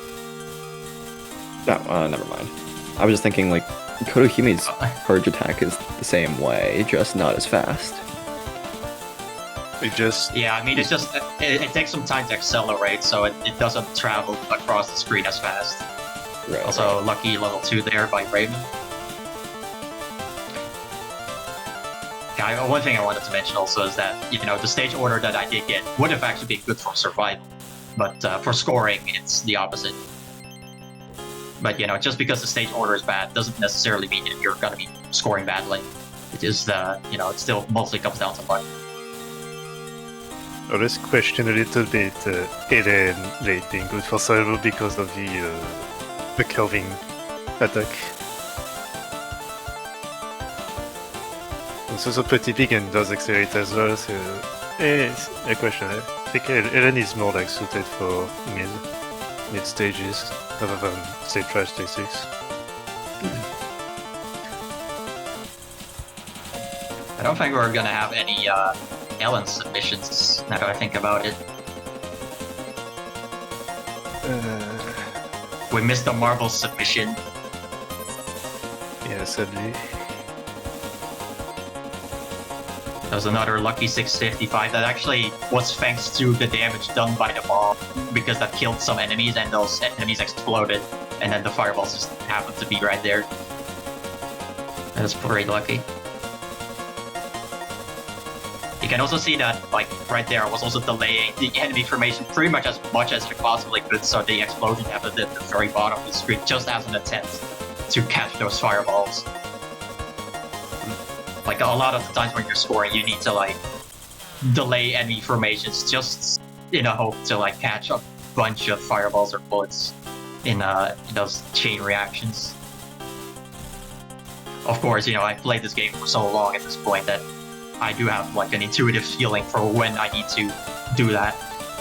Yeah. But, you know, that doesn't mean that I do it correctly 100% of the time. Like, whenever you fail, it might just be because I just barely did catch the fireballs in time, and maybe there was just simply no way for me to catch them, and in that case, you know, I might be caught by surprise, and maybe the fireballs get in my way, and I might get hit, depending on how fast the fireballs are going. It's very easy to get flipped in this game. Like, you can just get hit by a random fireball or just a single bullet. Also, out of the first 7 stages characters, Reimu is usually the most likely one to use her hyper. You can see it a little bit with Rikako, maybe with Mima, but Reimu at any stages, she's very likely to use one. It's not something that's uncommon to see.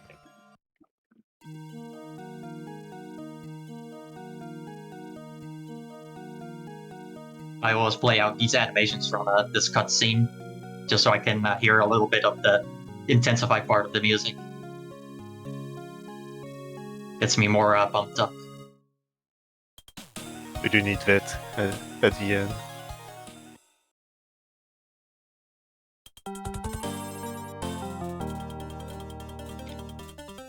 Yeah, so normally I would have actually suicided in stage 7, but I decided this time to actually save that suicide for stage 8, because on hard, the timer for stage 7 is like 2 minutes 20, whereas on stage 8, the timer is almost double that.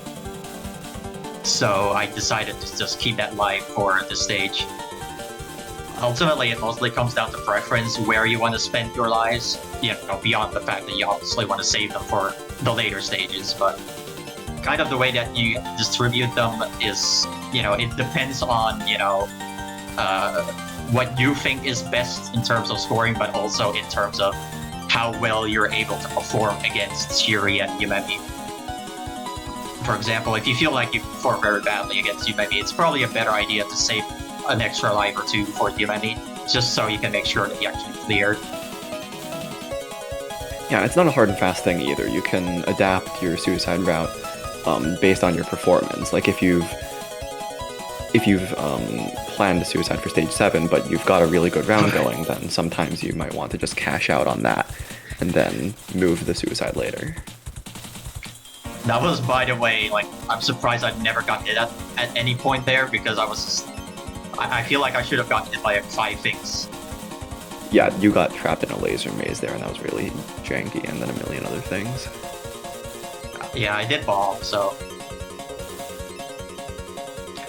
There's also one thing to mention, is that whenever you use a charge attack, you get 6 frames of invincibility, and you can actually use that to phase through stuff, but the main way that you would use that is against Yumemi's spiral pattern when her boss shows up. That is basically a thin wall of bullets, at least on Lunatic.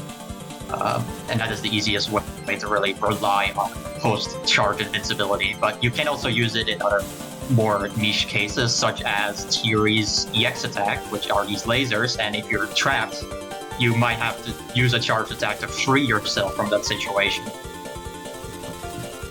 But I'm pretty sure most players don't even do that because of how risky it is. I don't think it's that risky anymore, but you know, sometimes you are in a situation where you kind of just have to try it, because it's either doing that or just getting hit.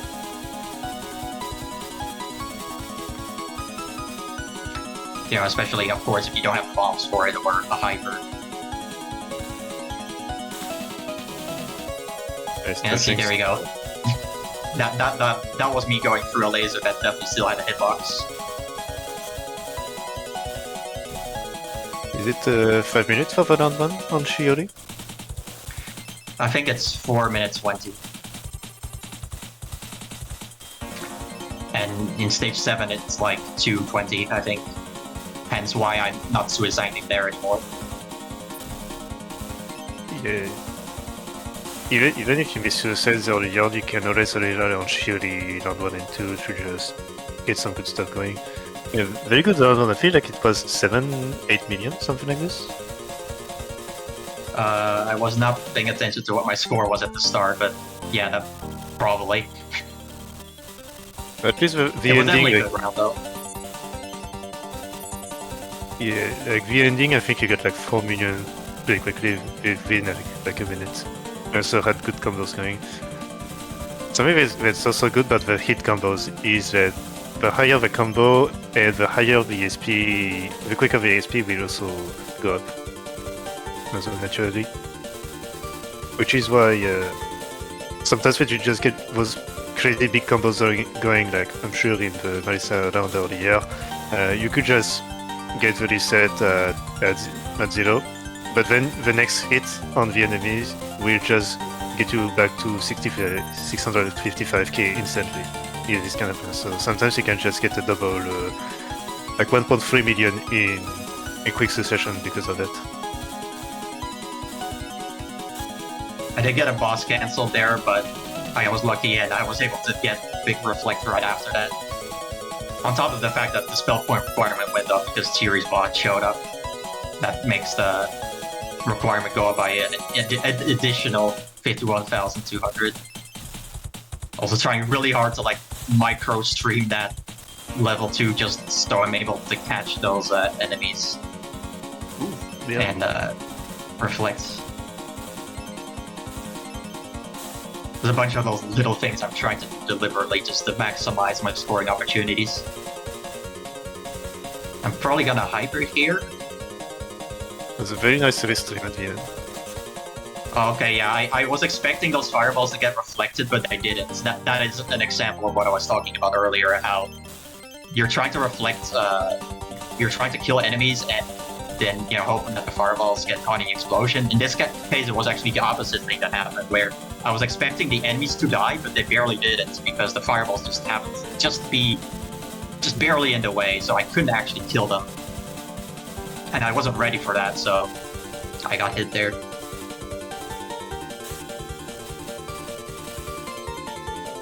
It's another 6 million around so far.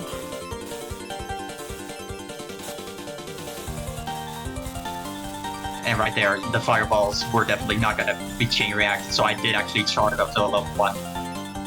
Just in time, like I did react to that, and yeah, that was a suicide. I could have probably still gotten that big wave of bullets, but I wasn't anticipating that.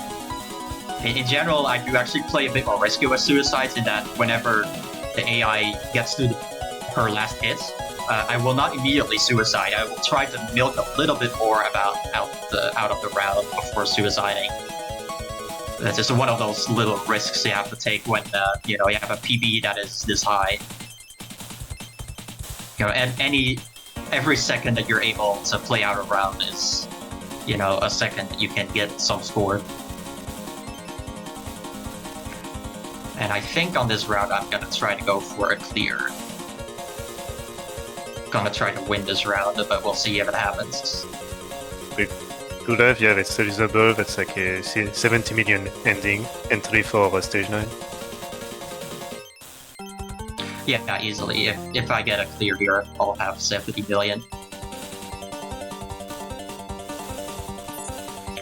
If you're lucky, you can even have 75.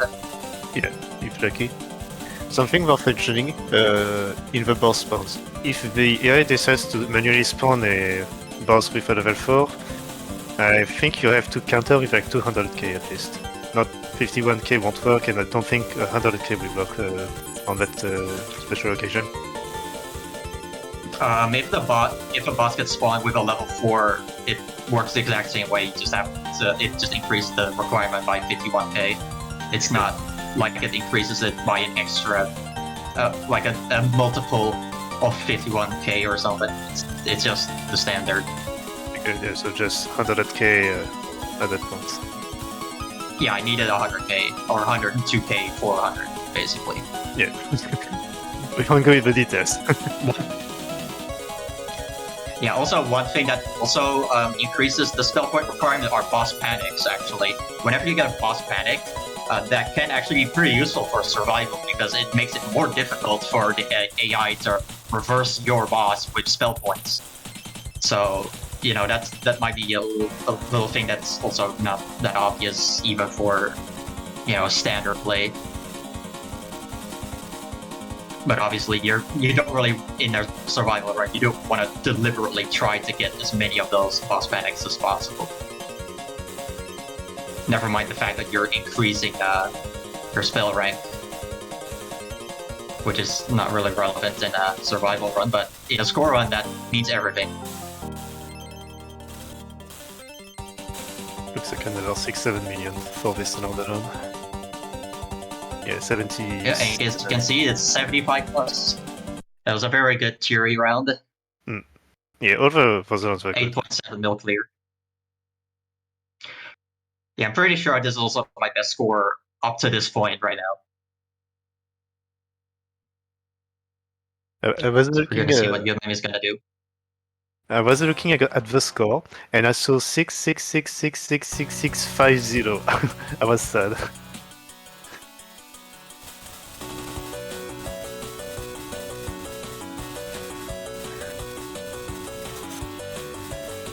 Further on with 2 lives, there's a lot of potential to go over. You can get easily like with a second round and third round, like up to 10 million very easily. But you will need to get like a very long round 1 to go on before that. When you're playing on Lunatic, the norm that you kind of want to go after when you go for the really high scores is like around 10 mil average, including the clear bonus. But on hard, you probably want to be expecting a bit less than that. So, you know, if I want to have like 106 million, for example, that would be quite tough.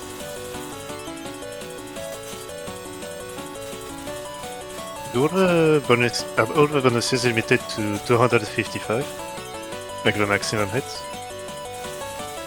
Yeah. Yeah, in this game, visually, the combo that you see, like the hit counter, it only goes up to 99 because it can only show 2 digits, but internally it keeps track up to 255. So, you know, you have 256 different values if you include 0. So like it's the same for the boss panic, boss cause, etc. I don't actually know, but you know, whatever is the case, you're never even gonna see 99. I think the highest number I've seen that I at least remember is 33 gauge attacks, or in this case, level 2s. But I might have seen slightly more, but not that much more. So very nice couple of counters with the bosses. Yeah, so for me here, the plan is to basically survive as long as possible.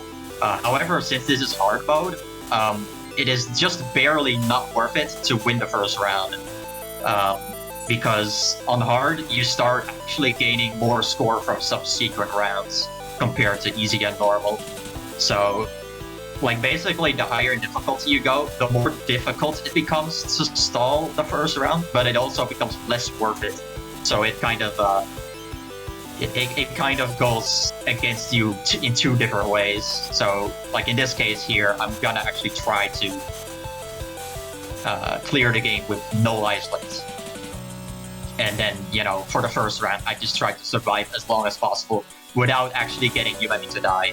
So whenever Yumemi gets hit twice, runs out of bombs, and runs out of bombs, then I will be pacifying whenever she does not have a full gauge, because whenever she has a full gauge, and she's run out of bombs and she's taken 2 hits and is below 2 hearts, she will always hyper.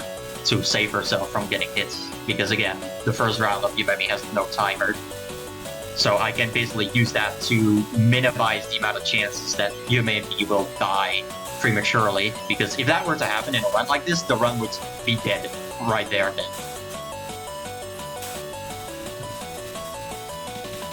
In ideally, you would want her to be at like 1 heart or 1.5 to make sure that she's in that state as well, but she does not quite die yet. So there's like at least a little bit of leniency if you want to suicide or not, depending on how your gauge goes. Usually you don't want to suicide, you want to go to make the round one go as far as possible. But again, you have like that formation that is well, there's two things. There's that one Biden formation that is like just gets a hit instantly almost every time, despite you being pacifist. And the second thing is oh, I forgot what to say. I forgot. I'll get back later.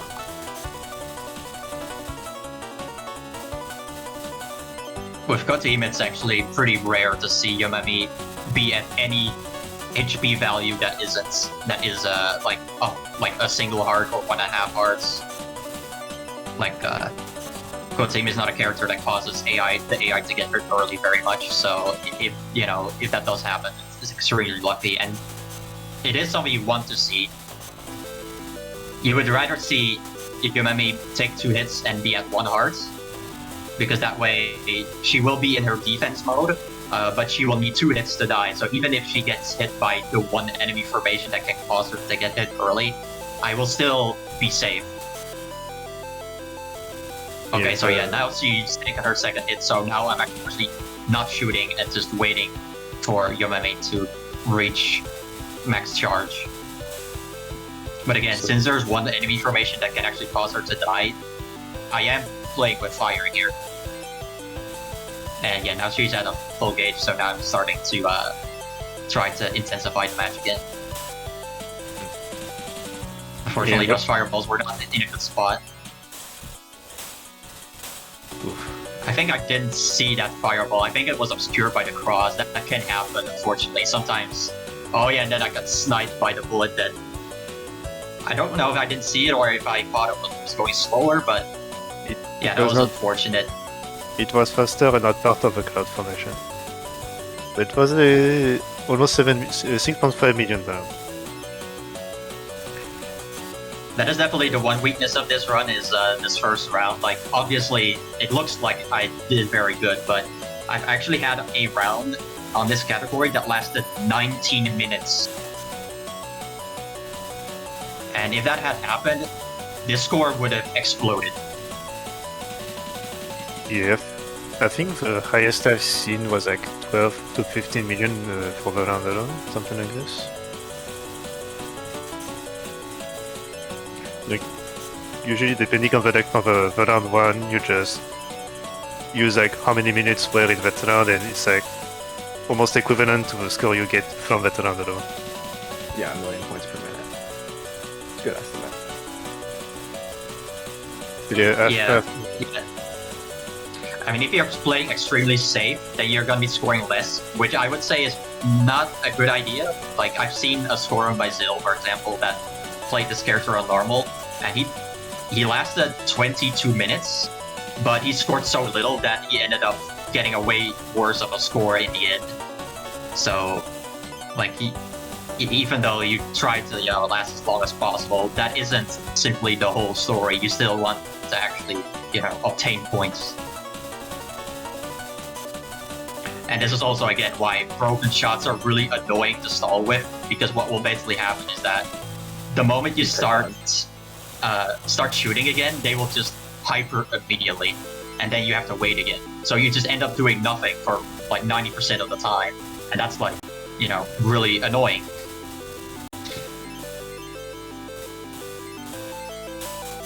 Yeah, what I wanted to say earlier about being on like one heart remaining is that there's almost no hit sound to know that the AI gets it. Like it's just almost like a void of sound. So it's easily not noticeable.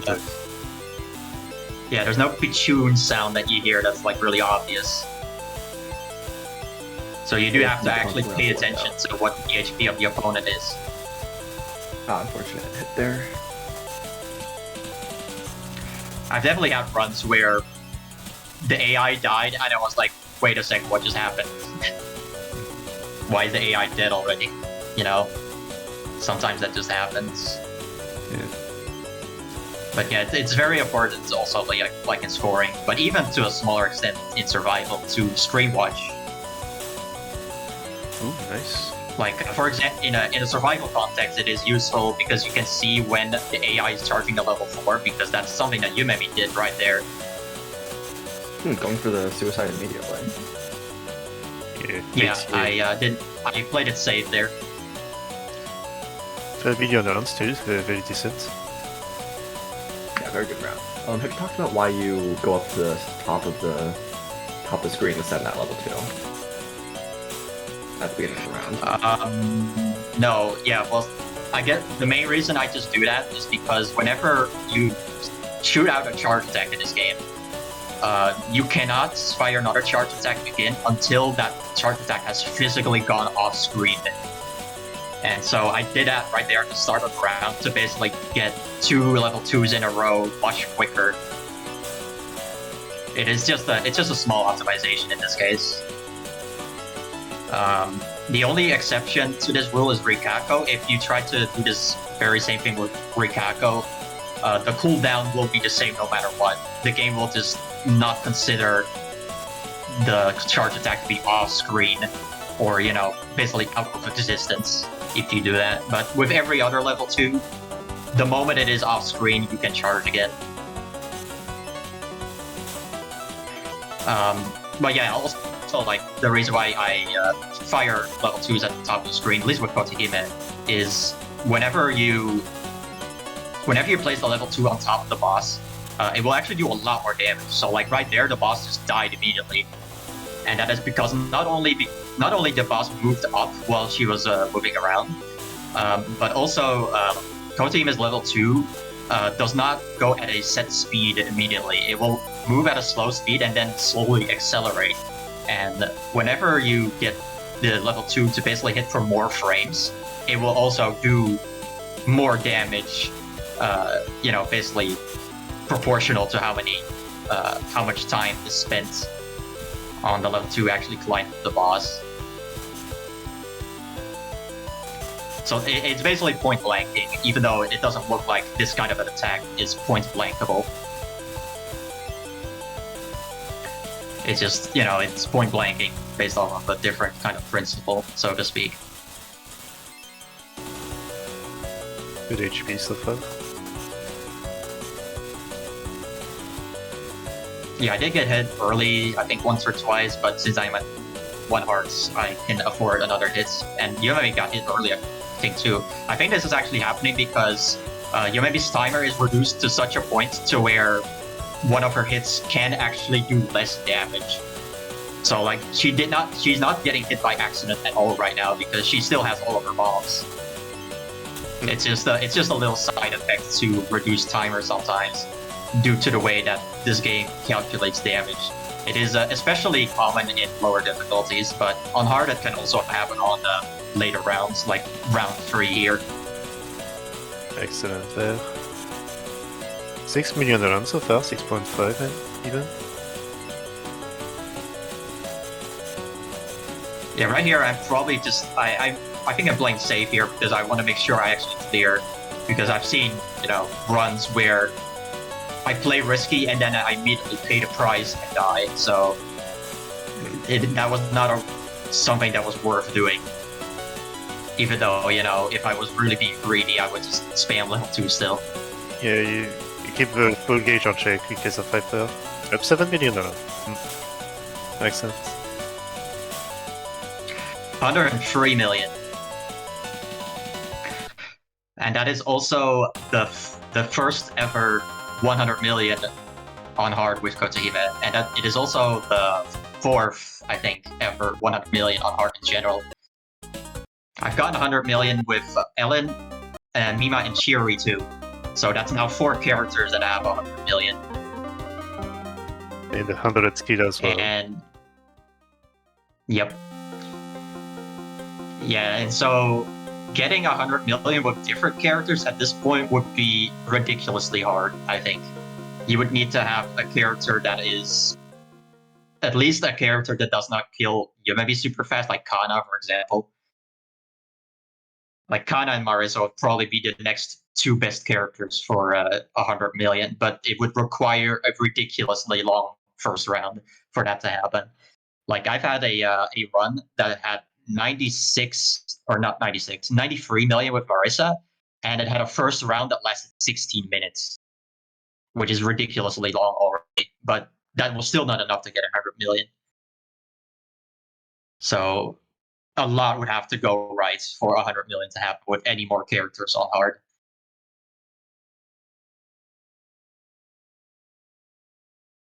Alright, now we get in the All right, serious so stuff. now we're gonna have basically the Lunatic block. This is where things get really crazy. Yeah, Yes, here we Like go. if you thought things were crazy already in this game, even on just hard difficulty or even normal, well, Lunatic is a completely different game. We're doing a full reset.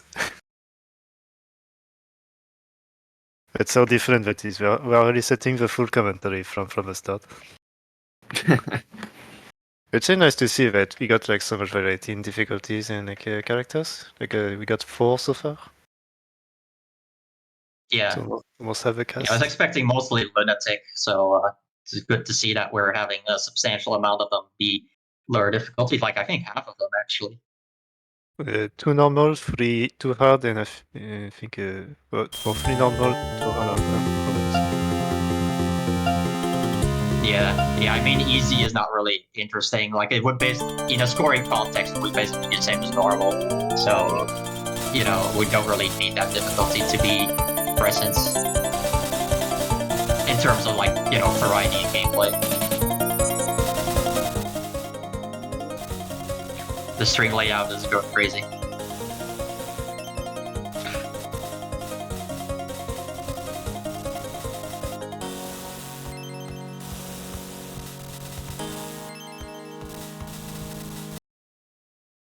Stage 7, yeah. Yeah, that sounds about right. I mean, whatever is standard for Phantasmagorias. You reach stage 6 on POV. I mean, this is going. Can explain how Rikako works a little bit. Like I said earlier, she has a charge attack that you cannot charge again until a set amount of time has passed. So you cannot just place it high up on the screen to get rid of it faster.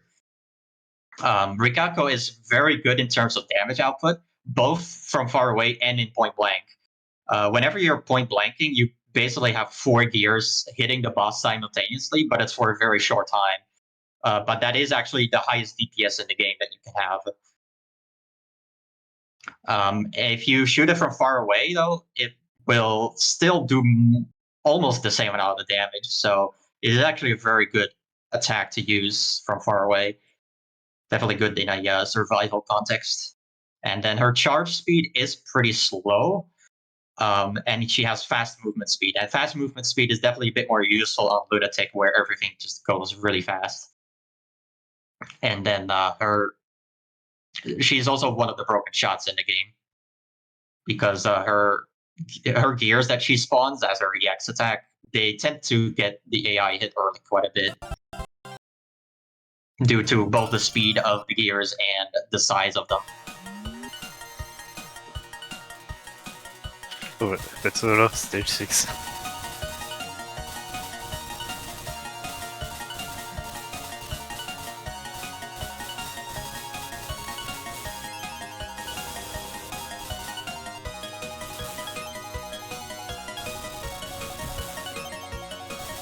It's also a bit weird with Rikako because between point blanking or not point blanking, there's not much of a difference because the level 1 does go up slowly. It does such a substantial damage that it doesn't really make too much of a difference usually when we're just going for the boss. Now the issue is that because you're on Lunatic, you just have to be careful about all the crazy stuff that just goes in, because most of the attacks are just like almost double the the speed like compared to her, maybe like 1.5 or like the slowest, I would say.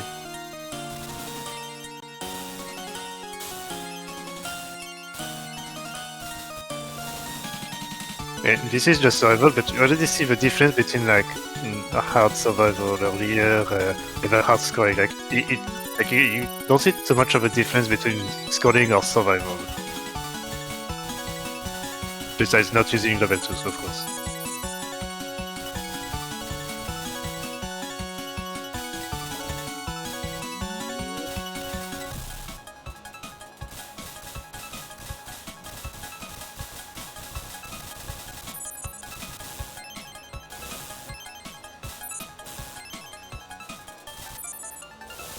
I think with Mima that is the most scary is not necessarily the boss. There's like one attack that is kind of random, but it's usually sent from very far away and from a single point. So there's usually like a bit more leniency to judge everything.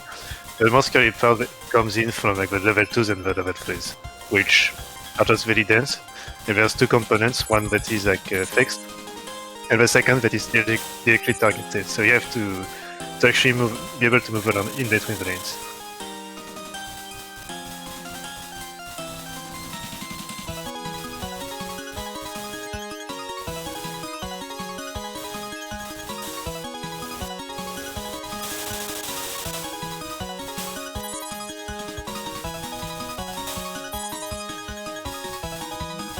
Pretty nice dodge on that one.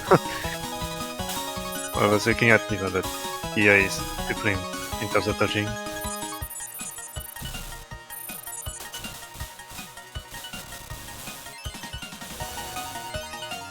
You know, something unique with Rikako as well is the attack she uses. Like actually, hyper? Yeah, the hyper, because it's not a shot. It's just this fighting. You have to get up close to any damage whatsoever. Yeah, but you can still shoot actually basic shots while you're having that hyper active. It's not every hyper can do that. And also Rikako actually has a slower movement speed while she has her gears out. And also, if you lose a round while the hyper is active, they will stay active for the next round, which is the hyper glitch, but you cannot actually trigger it on yourself in the main game. You can only trigger it on yourself in versus. And yeah, like Marvel is saying, Kana is definitely the easiest of the Stage 7 opponents. Marisa is also pretty easy, but the only character who gets her is Ellen, and Ellen is not exactly a walk in the park.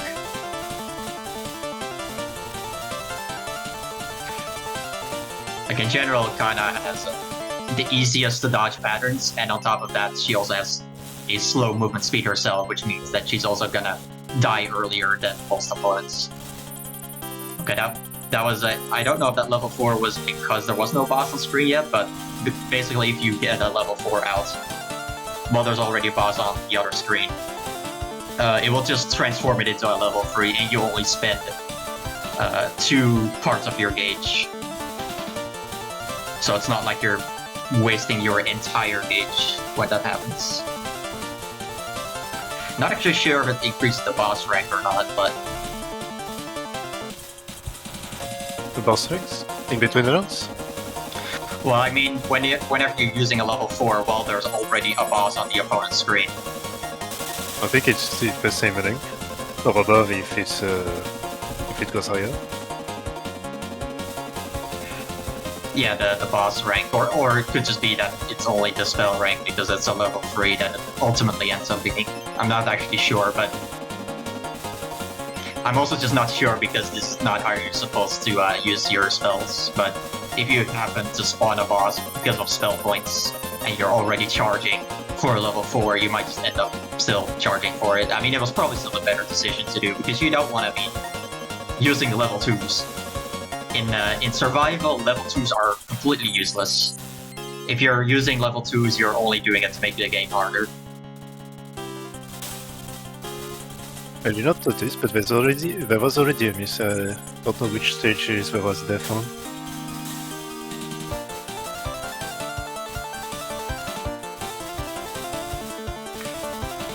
Even despite the mistakes here, Rippy is still in a good position, still has 2 hits and a bomb. And Kana's on her last hit, and she has no bombs. So unless she gets a full gauge here, she is gonna die any second here. Yeah, both got deleted very quickly as well. Yeah, that's nice as well. Kana can have some pretty scary attack. You can still see that Kana's moving kind of jittery. That means that she had her timer has not yet expired. That was a very good cancel. But what actually does this is the Scallions, because it's just extremely dense in the center and you have very little space to dodge from the outside.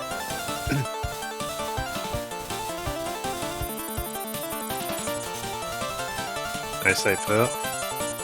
We should be VM soon.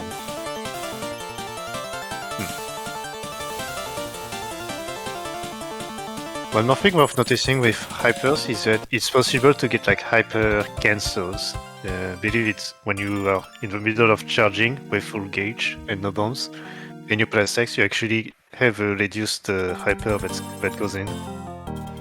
Yeah, you basically spend the spell and a hyper simultaneously. But that doesn't happen that often. Also, whenever you're hypering, it does also kind of act as a bomb in that everything that's on screen gets damaged and killed immediately. And it also deletes all the bullets. Of course, because you're hypering, that isn't super relevant, but you know, it might change something in regards to chaining, that, you know, the opponent might actually summon a boss, but whenever that happens, you can probably kill the boss straight up because you still have, you know, your hyper activated. Pretty much every hyper in this game kills bosses very quickly, with the exception of maybe Ellen, because Ellen just uses her charge attack. That is pretty garbage. Discontinually, yeah. Bit of a funny situation there where he couldn't figure out which way to go in front of level 3 and just kind of wiggled and got hit.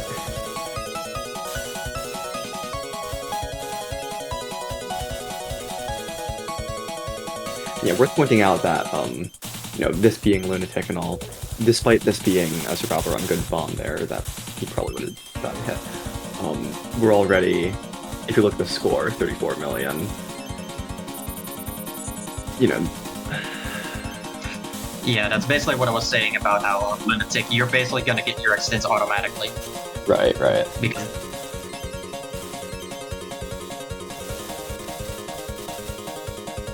if you're playing on like easy or normal, you have to work for it.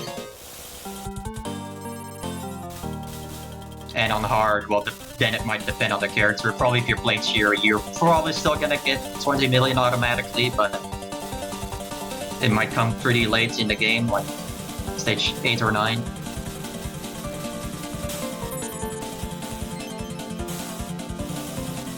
But yeah, like Rikako here is actually the worst scoring character in the game.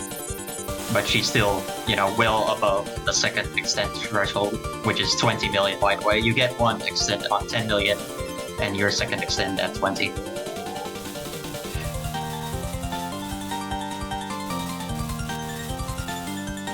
Also, stage 8 is like the first major barriers where Olens go to die on survival. Usually. And at this point on Lunatic, the round 1 on this stage is goes about 6 minutes.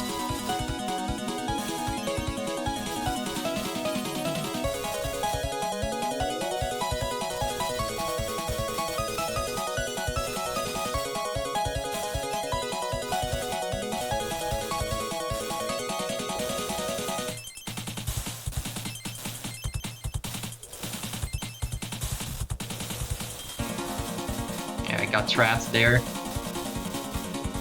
The only way out of that would have been to use a charge attack, but Rikako's charge speed is so slow that he might have not even had a chance.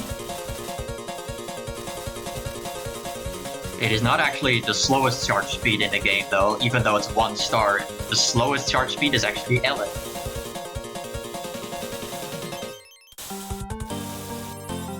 Yeah, Rikako has the slowest charge out of all characters.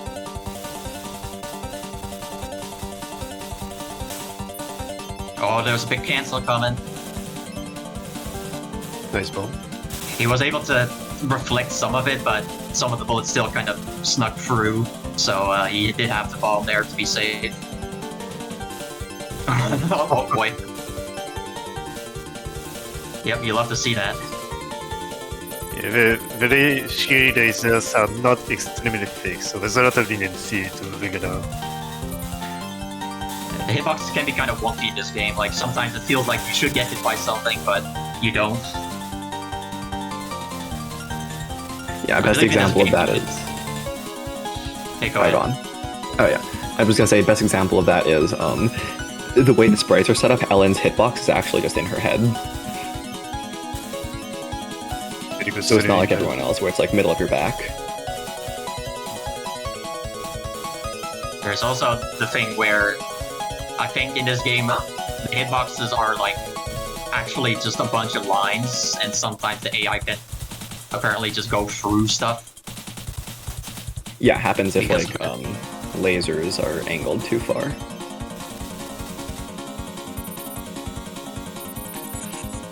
Feels kind of reminiscent to MS, where you can actually go through lasers at certain parts of the laser, like on at certain heights, if the lasers are going straight down. Oh yeah. Because there's gaps in the hitbox, like tiny gaps, but you would never go for that in a a real time attempt. These cancers were so good in that left corner. Yeah. Ooh, this is Yes, stressful. Last hit for both of them. Yeah, Rippy took a very big gamble on dodging before using the hyper as well. Yeah, he did. Very Nice. 2 lives Yeah. for Yumemi. Down to win. But it's good to see this. Yeah, two extra lives here is definitely comfy. Like, well, relatively so at least. Because after the second round, I believe the timer does actually go down the most substantially between round 2 and 3. And also in general, just having more than 0 lives is good. Like, you would rather try to win a round where you actually have a timer to do.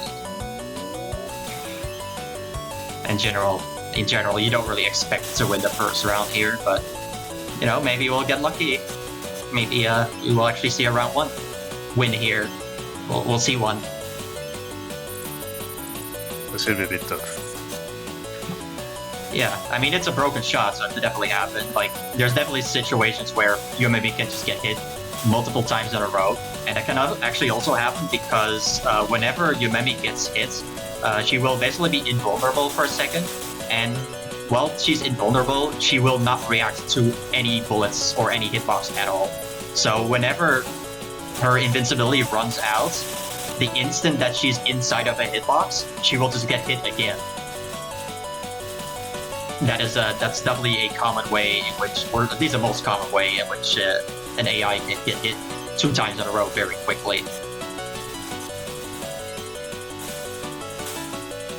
Of course, if that does happen, she could also be taking less damage because, pretty much no time has been spent between 2 hits. But yeah, it doesn't look like she's kind of bullying too hard this time, so this is not looking like it's gonna be a round 1 win.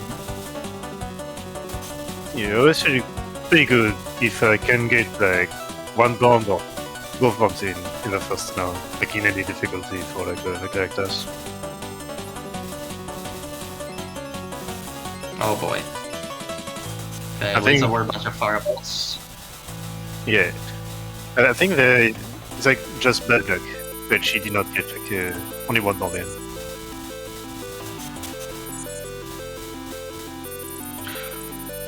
Rikako's charge attack, by the way, is pretty bad for chaining because of the high damage and the high speed of the orbs as they spin around. They tend to kill chains prematurely quite a lot. So, like, if you try to focus on pure chaining, you generally want to fire these orbs off low on the screen, and if possible also in the corners. So it covers as little of the screen as possible. This is more of a defensive shot for this, rather than offensive. I mean, offensively, it's actually very good because you can actually do a lot of damage without point blanking. See, like Yumemi's boss died right there. There was only 2 uses of the level 1, I'm pretty sure. That's pretty much as good as you're gonna get. I meant more for like when you get enemies going down below the screen and you just release it, and you get the good cancels for the bullets. But Right. for boss offense, it's good. Oh, you got sniped by your bully, he probably didn't see. Oh yeah, there he goes. 2 more rounds to do it though. He did survive pretty long, despite being on his last hit for quite a while there.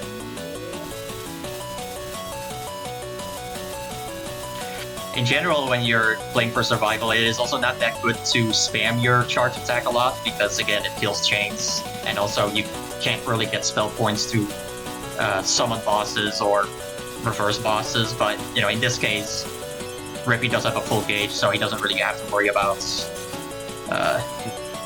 you know, losing out on gaining gauge. Also, yeah, that was a nice cross. He was trapped in the corner. Thankfully, Yumemi was nice and didn't attack him right away. Like, it could have been the Death Cloud pattern, which comes out immediately. But for example, this cone pattern that she does, that has more of a pause before it happens, and then she will always put a line on top of you, so then you know that it is the cone pattern that she will fire. If she had a line on, if she put a line on you and she was floating around for more time, she would actually be doing the cross attack. So that is a way to know, at least, you know, a way to know when those patterns appear. But then for the rain pattern, for example, or the Death Cloud pattern, those things come immediately, so you can't really prepare for those. But the rain pattern, at least, you know, it doesn't become an immediate danger, since it shoots bullets up and then bullets come down from the top of the screen, so you do have some time to prepare.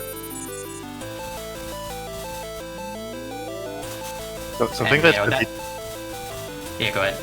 something that's a bit better about Rikako survival, despite her being easy, is that if you use the general technique of like sending back a boss immediately with a full gauge, is that you also get the risk that Rikako can open up with that very fast pattern attack, and you just get some instantaneous speed bullet that comes back at you as well, and you have like no protection at all for it, and you immediately use it on. Because I think when you, like in PoDD, when you cancel something at high speed, it also sends something at high speed as well.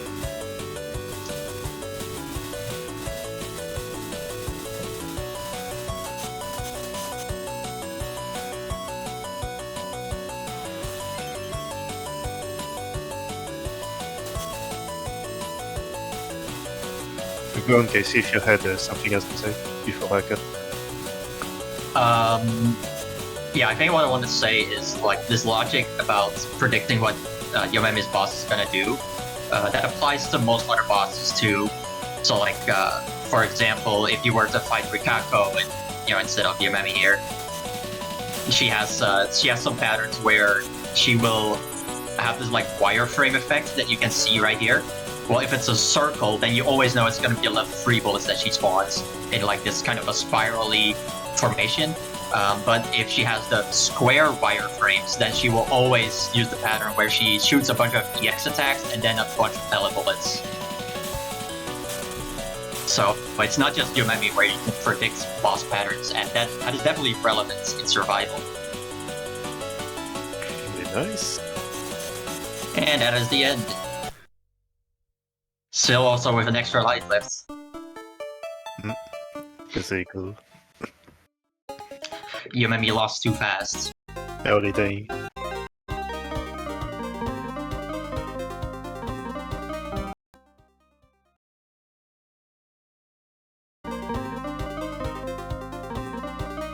What is your skill? I want to show the skill. 100. 100 Which is skill. 100. Nice. Nice. We You don't yet know actually what determines the skill to be what number. We don't really know that yet, but it's probably something similar to SWW.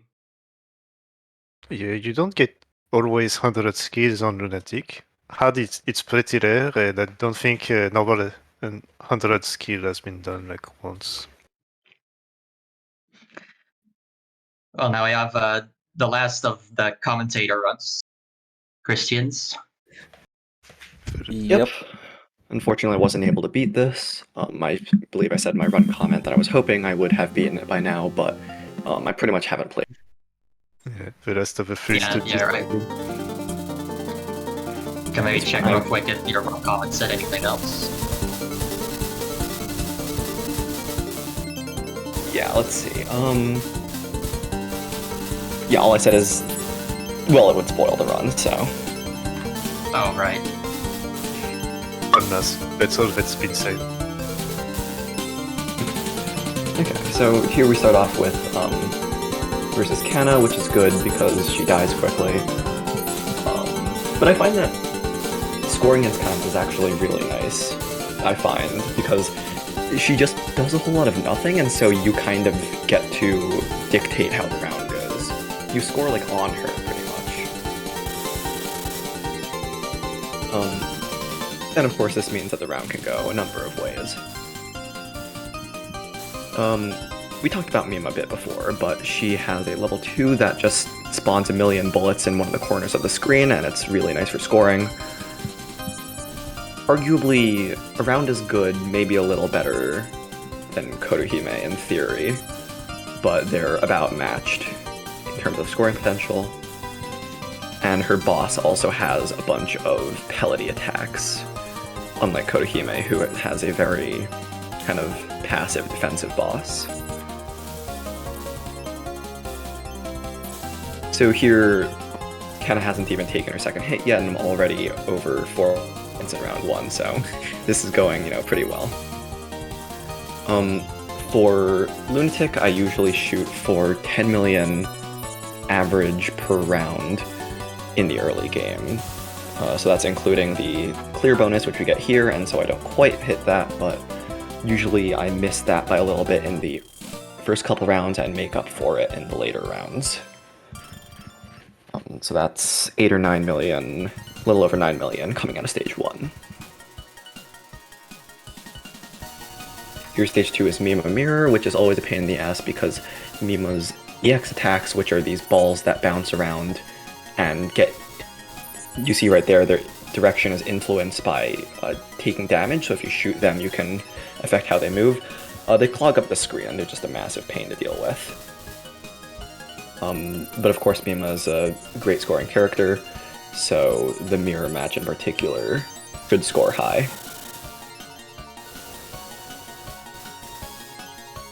There aren't any, interesting techs really with Mima.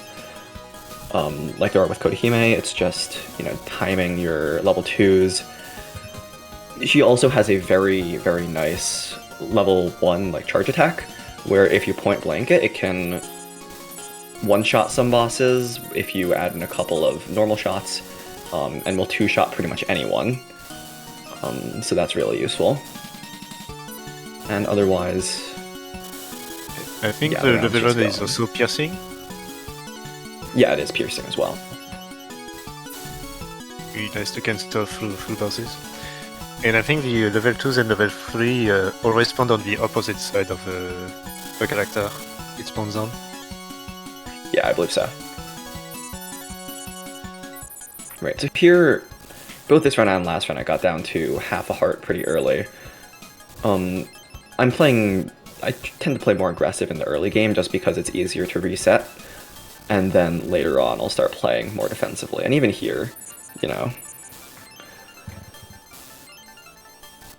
There she goes, 5 million clear bonus, and so I'm averaging about 9 million per round right now, with 18 million out of stage 2. So it's not bad, it's a little behind where I'd like to be, but more than workable. Mima fights is always difficult, especially because Since you have a piercing effect, whenever it pierces through a ball, it just gains a lot of speed instantly. Yeah, and it's really funny because you can have them get up to like light speed and then not be able to react in time to get out of the way. Yeah. Still less than the Malice lasers.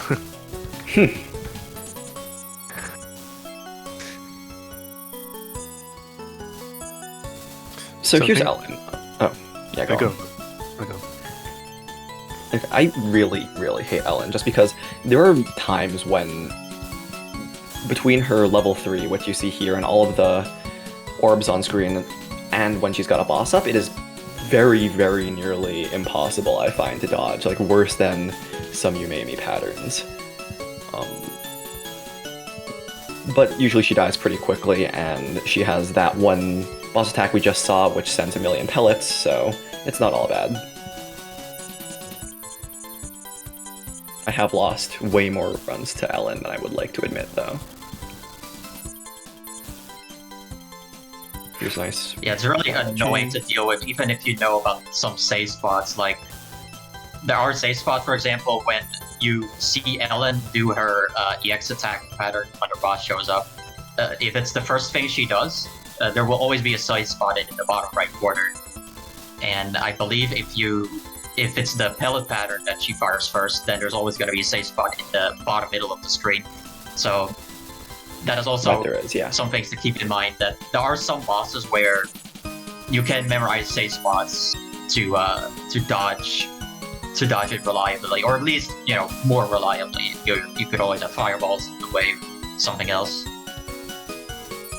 Like what you said, like if you have the combination of a level 3 Ellen's bullets, and then, you know, maybe random bullets or fireballs in the way, you know, it's like, then you might as well still have to bomb or get hit.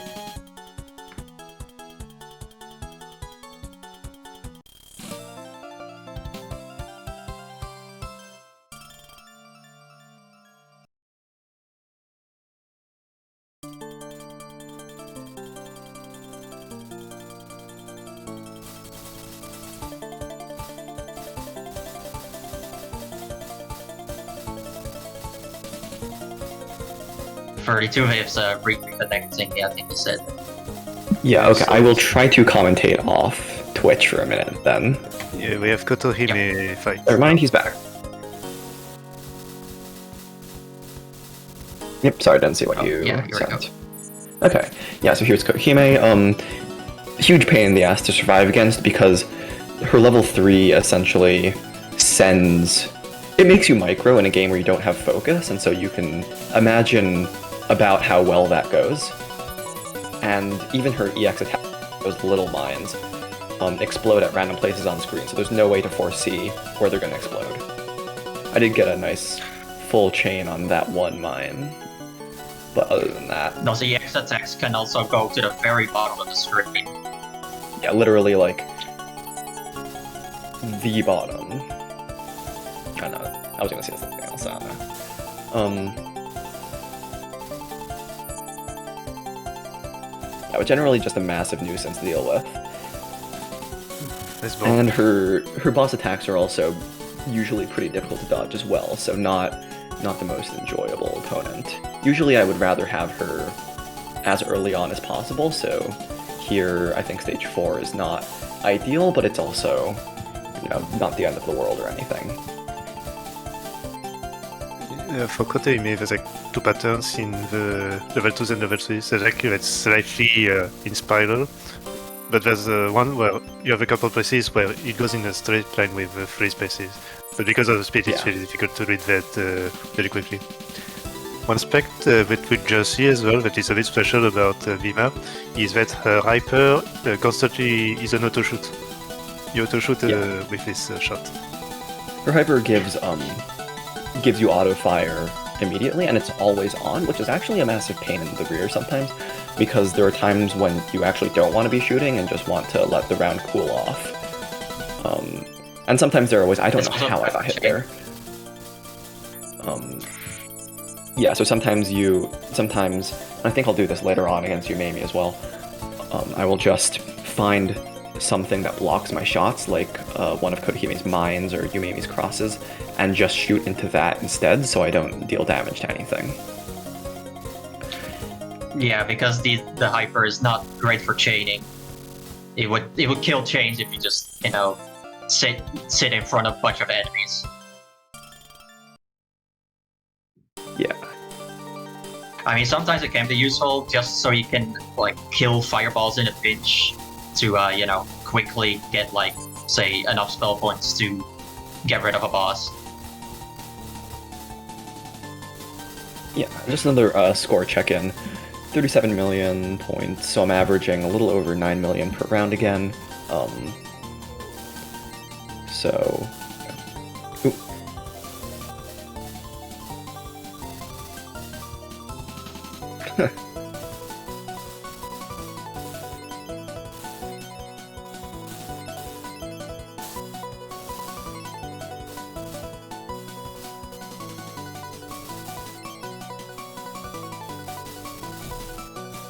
Oh, yeah.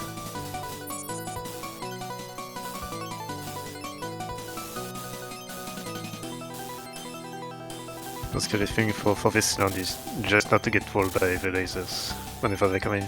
Because they come very quick, so you have to very quickly read where they will stop before they shoot. But the reaction time has to be very slow.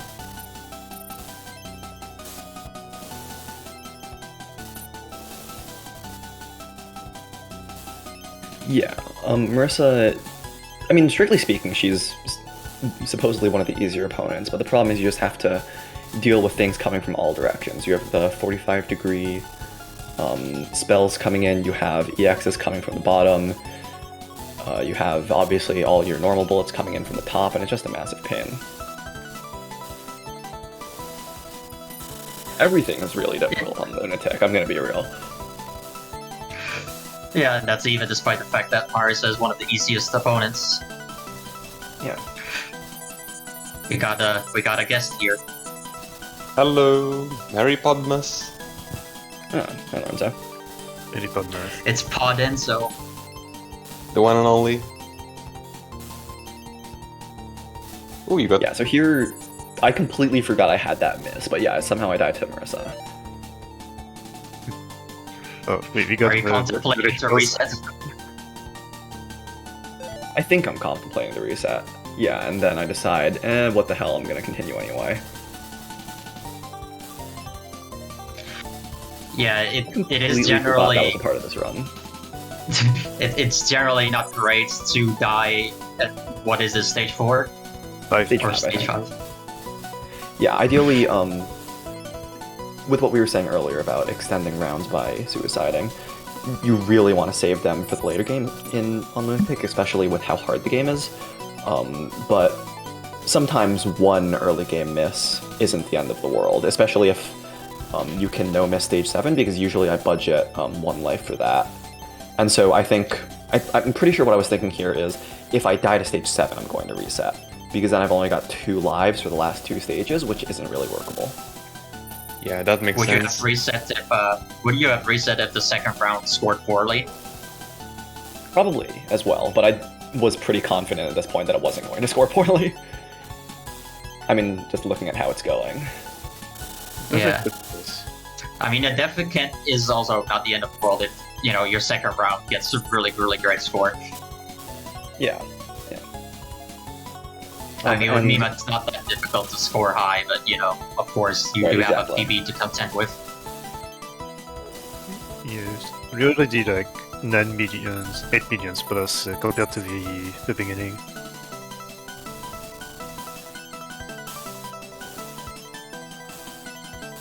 Right, and so at this point my PB is, for context, my PB is 135 million. And so to beat that, there are 9 stages and 4 extra lives in the game, and so I need to average just over 10 million per round in order to beat that. 10 million per round on average would give a score of 130 million. 9 stages plus 4 extra rounds. Hence the 10 million target. And so somehow I get hit again.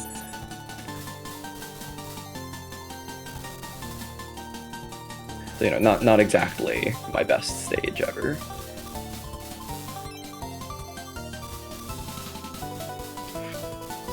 Well, at least she's probably going to take her last hits soon here. Yeah, very soon.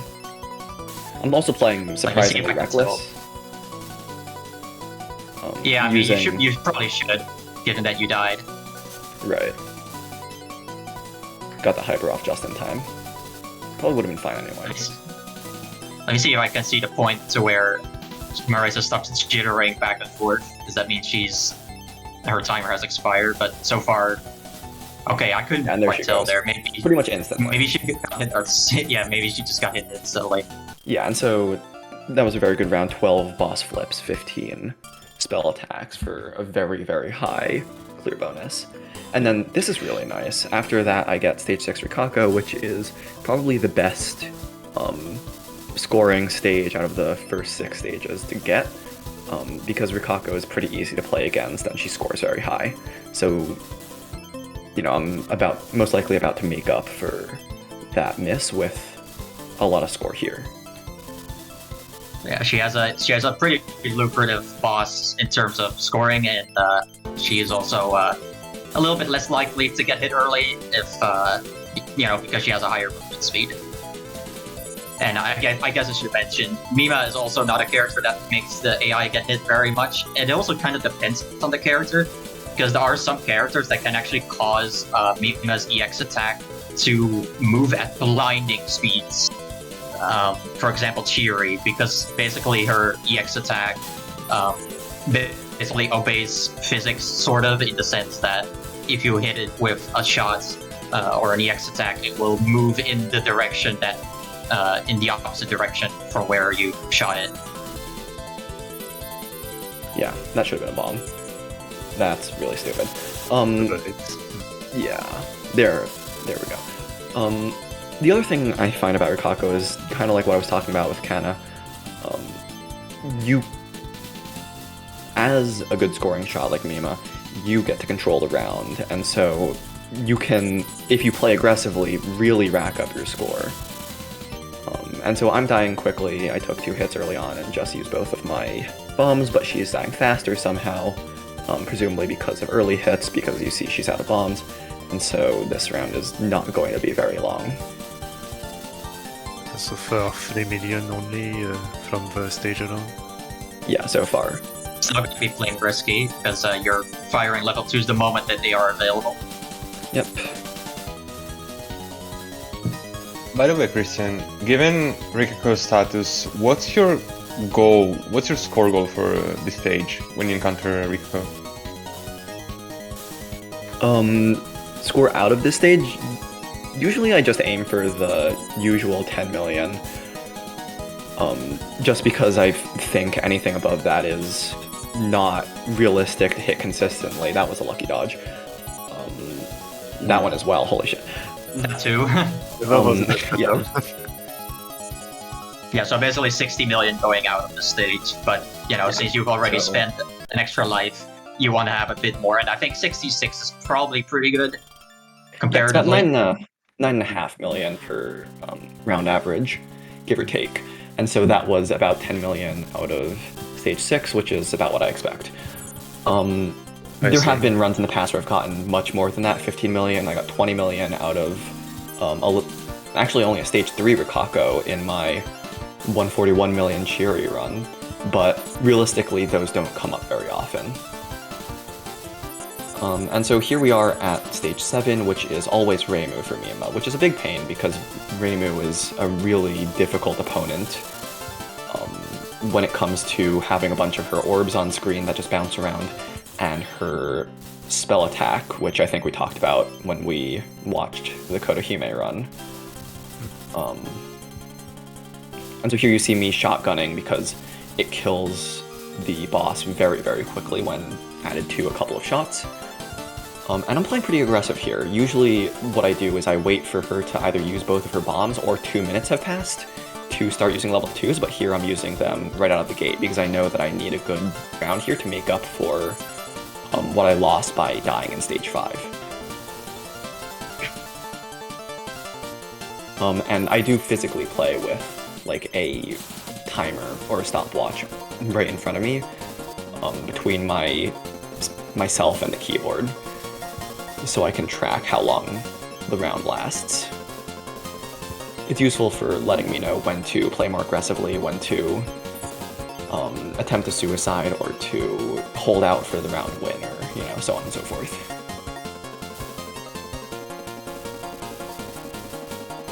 She runs so far. Not too much victory activity despite the opponents. Yeah, so far, I don't think I've had to deal with a single spell attack, which is really lucky, and of course, as soon as I say that. Commentary curse. Yeah, commentator's curse. And the thing about those is that, once again, if you start at one of the gauge markers and you stream it, because they're static plus aimed, you'll be fine. But if you're wiggling around, you're pretty much doomed.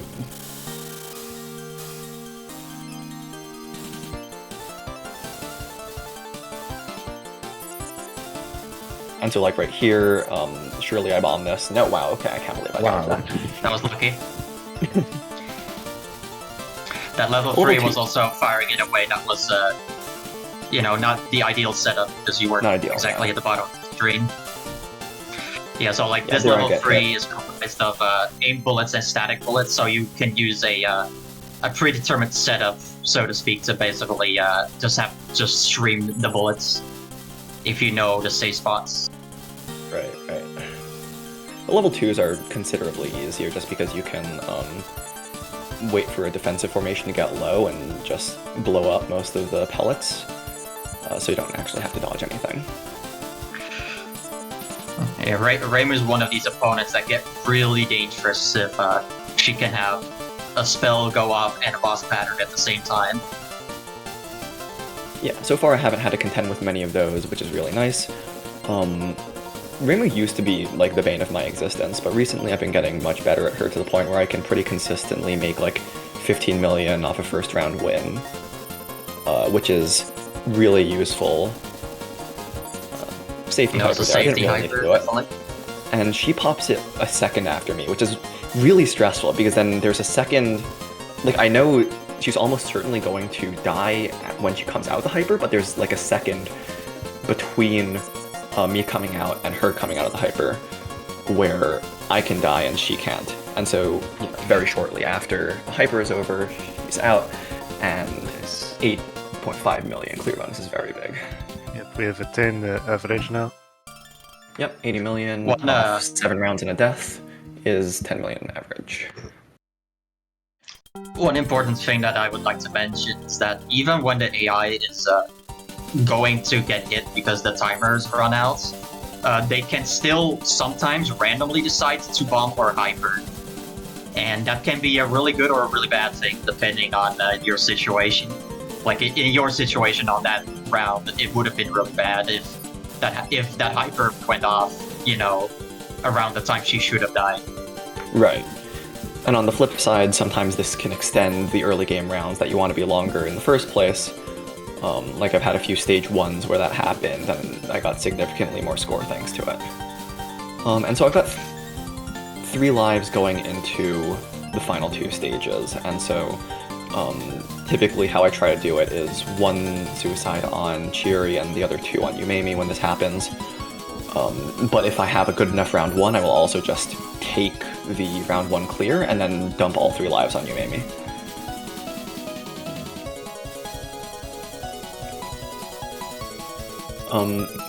That particular hit is always really demoralizing when I take 1.5 hearts of damage, because that means that if I survive for a long time, I'm still going to take only 3 hits, despite just barely being out of time to make the 1 heart hit, which would allow me 4 hits. And then I just carelessly charge a level 3 there, I guess.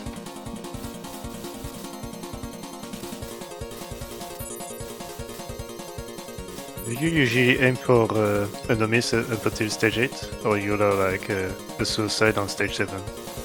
Usually I would try to no-miss into stage 8, and then dump 1 life here and 3 on stage 9. I don't think it's really worth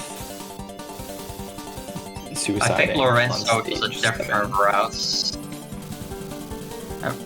I think Lorenzo, you would spend more lives on stage 8, right? Would you go with like 2? I guess it depends on the run. If I get to stage 8 no miss, I might do 2 suicide. But it also really depends on how stage 8 goes. If I see that a round is going really, really well, I just don't bother with a suicide and have more lives for stage 9. You just cash out. Right. Yeah. So this round Yeah, isn't because going so great. it obviously doesn't matter about while the run's going. Right. So I've got about 5 million so far off the round alone, but I got down to last hit before using any of my bombs, which is never a good thing. Usually I want to expend my bombs before I take any hits, except maybe a hit to bring me down to 4 hearts, in which case I can still take 3.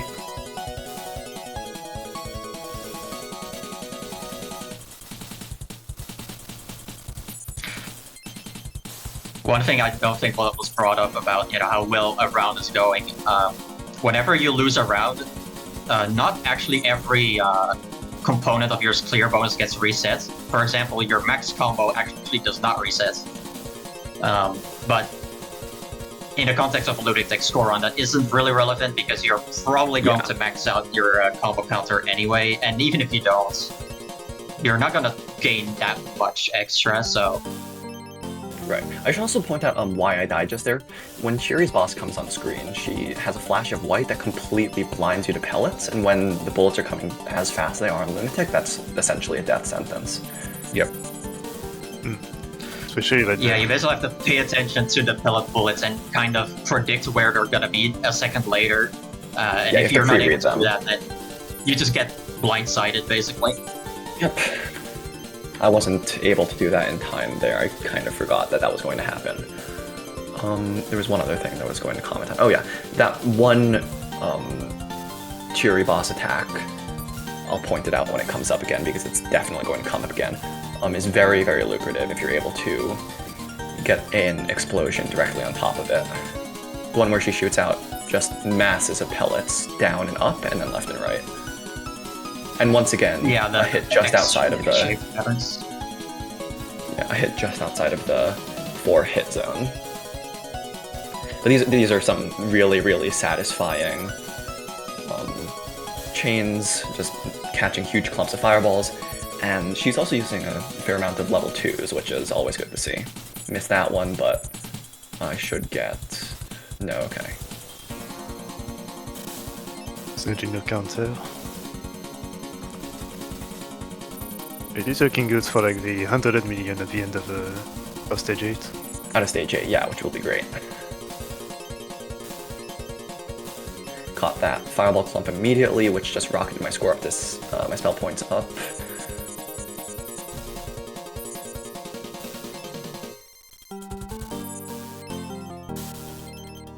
And then here's another big combo. See, one of the great things about having the round go as fast as it does on Lunatic, I don't know why I dodged that. I can never dodge that pattern. Is that the spell cut-ins, they give you, a split second, and they freeze the game, which is actually comparatively huge when the bullets are coming this fast, because it gives you a split second to read what's coming at you, and then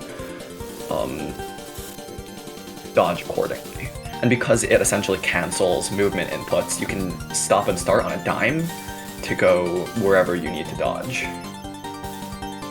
Yeah, and that is also very useful if you're trying to abuse invincibility frames after using a charge attack. Like, for example, if you were really close to a laser and you need to go through it, well, then you can use the spell cut-in to basically hold left or right the moment the spell cut-in happens, so you know that you will be moving the very instant that your invincibility frames kick in. And that is also useful on that Yumemi spiral if you're the type of person who prefers to move up to go through it. You can either move up through it or just sit still at the bottom of the screen, depending on your preference. Big clear Very points good. here.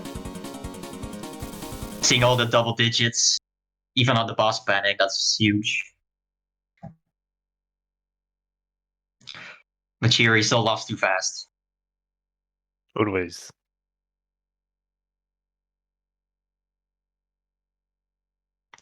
Probably pretty nervous here or needing a break. Oh, here we go. Didn't Yeah, miss anything. just wiped my hands on my shirt, I think, and then got back to it. I try to avoid pausing as much as possible. Not like literally pausing, but taking breaks between stages, because I think I lose my momentum pretty quickly if I do that. So Makes I sense. fast forward through the cutscenes and try to get on it as soon as possible. So on Yumemi, typically I expect, again, about 10 million per stage, per round, sorry, which is probably getting repetitive at this point. So here, if I manage 10 million per round, that's 30 million total, and I will exactly end up tying my PB pretty much, which is 135. And so of course I'm hoping for a little bit more than that, and I'm going to play a little bit more aggressively according to that. For context, the current world record is 138.16 million. So if I can average just over 11 million per round, that will be world record. Yep, 13 times 11. 143. Oh, I mean just So you could out have of the even remaining a ones. list. Even just out of the remaining 3 Okay. rounds. Right. Yeah, and so again, took the 1.5 heart hit. Hate that. But no matter. Yeah, it's a little bit awkward because if you take too long to get hit, then the next hit is actually going to bring you to your last hits instead of your second last hit. Yeah. Like if you And there was a if nice- you took one hit of heart of damage, that would have been less awkward because then the next hit would always bring you to the whole heart. Yeah, Yeah, that's that was very awkward right unfortunate. there. Also just wanted to mention that by canceling pretty much all the pellets from that one death cloud, I was able to dodge the remaining spell bullets pretty easily. This is not actually that uncommon. Yeah, that's pretty much how you want to reliably dodge the death cloud, by just having the bullets get cancelled by a enemy formation happening to be there, so you can only focus on the level 3 bullets. Yeah. It's kind of the same with Cherry's spam pattern, where if you bleed a bunch of repellent bullets, you can focus on just the rings. Right. Just there, actually, that was a bit of an offensive hyper. Normally I would have waited until the fireballs got a little closer to pop that hyper, but because I saw... so activating a hyper explodes all enemies currently on screen. I saw that some were on top of a fireball clump, so I hit my hyper early to catch that fireball clump in a chain.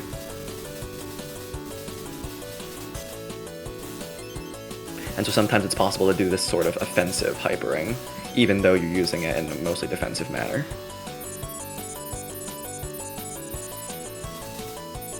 In this Gauge. stage, the gauge also refills very quickly too. Yeah, definitely. And she's already down to last hit somehow, but she refills her gauge almost instantly, so I go back to shooting. That's scary. Very scary, yeah. I did not notice that. I don't know if after the first hit she was inside of a hitbox. I wasn't looking for a moment. No, I'm not entirely sure how it happened either. There was one really meme run a while ago where Yumemi somehow killed herself in 15 seconds flat, from full health to nothing. So I just got entirely blindsided. Like 1 second, she was full health, and then the next time I looked over, she was dead. Yeah, I know here this I think I feeling. died. No, wow, That's okay. So the I main just ways that I lose track of the enemy HP, because I'm suddenly seeing like, And so- wait a second, why is she almost dead, or why is she dead? right there, sequence of completely improbable dodges. I clip through the death spiral and then dodge the death cloud. Was Yeah, so very that nice. happened. And then, Oops. you know, I'm trying to pacifist because she's hypered, and I just die. You also got the bad formation too, so Yeah, so, you know, played on the safe side, I guess. Probably regain your composure from those luck dodges that you did a few Yeah. seconds earlier. Yeah, It's so kinda hard to, like, cooling off from that. Get back in the... It's a bit difficult to get back in, like, you know, back in the game, so to speak, whenever Level 4 here. That wow. happens. Yeah. I use level 4s more than I probably ought to, just because it, I don't know, it keeps the round under control. Of course, I wouldn't do it with like Cheery or something, but with Mima, Mima and Kotohime. I see. That's interesting. Early I could, bosses, in theory, countercharge with a level 2 and try to get a boss reflect, but that's very risky. Or I could go for the level 1 kill, but usually I would elect to just go for the level 4. That was a very, very nice catch there. Barely got it. So we were mentioning very early on about blocking the shot with the cross. There are actually a few blind spots in the cross where the shot can go through too. There are, yeah, it's really weird. A hyper you on Yeah, this side? The hitbox is not as wide as it looks when it comes to shooting. Yeah, Yumemi is already hypered, and that was would have been a good reflection opportunity if I had anything on my side to reflect it with. There was Death Cloud. Somehow I'm able to dodge it again. That's like the 5th Death Cloud I've dodged this run. Yeah, by the way, Yumemi hypered there with full health because she was basically charging her gauge to a level 4, but she was about to get hit, so she hypered instead, which is quite rare. You don't see that in most runs. And it's always good to see that happen. Nice one. Yeah. It's just 10 seconds of guaranteed the AI not getting it. Right. So here's a bit of a pickle. I think I'm going to try to level 1 kill this one. Oh no. It just reflected itself. That's nice. Yeah, that's kind of the things that you have to do if you're Reimu, for example, because she can't really kill bosses very well, so you have to rely on spell points. Nice But there's also other characters where that's true.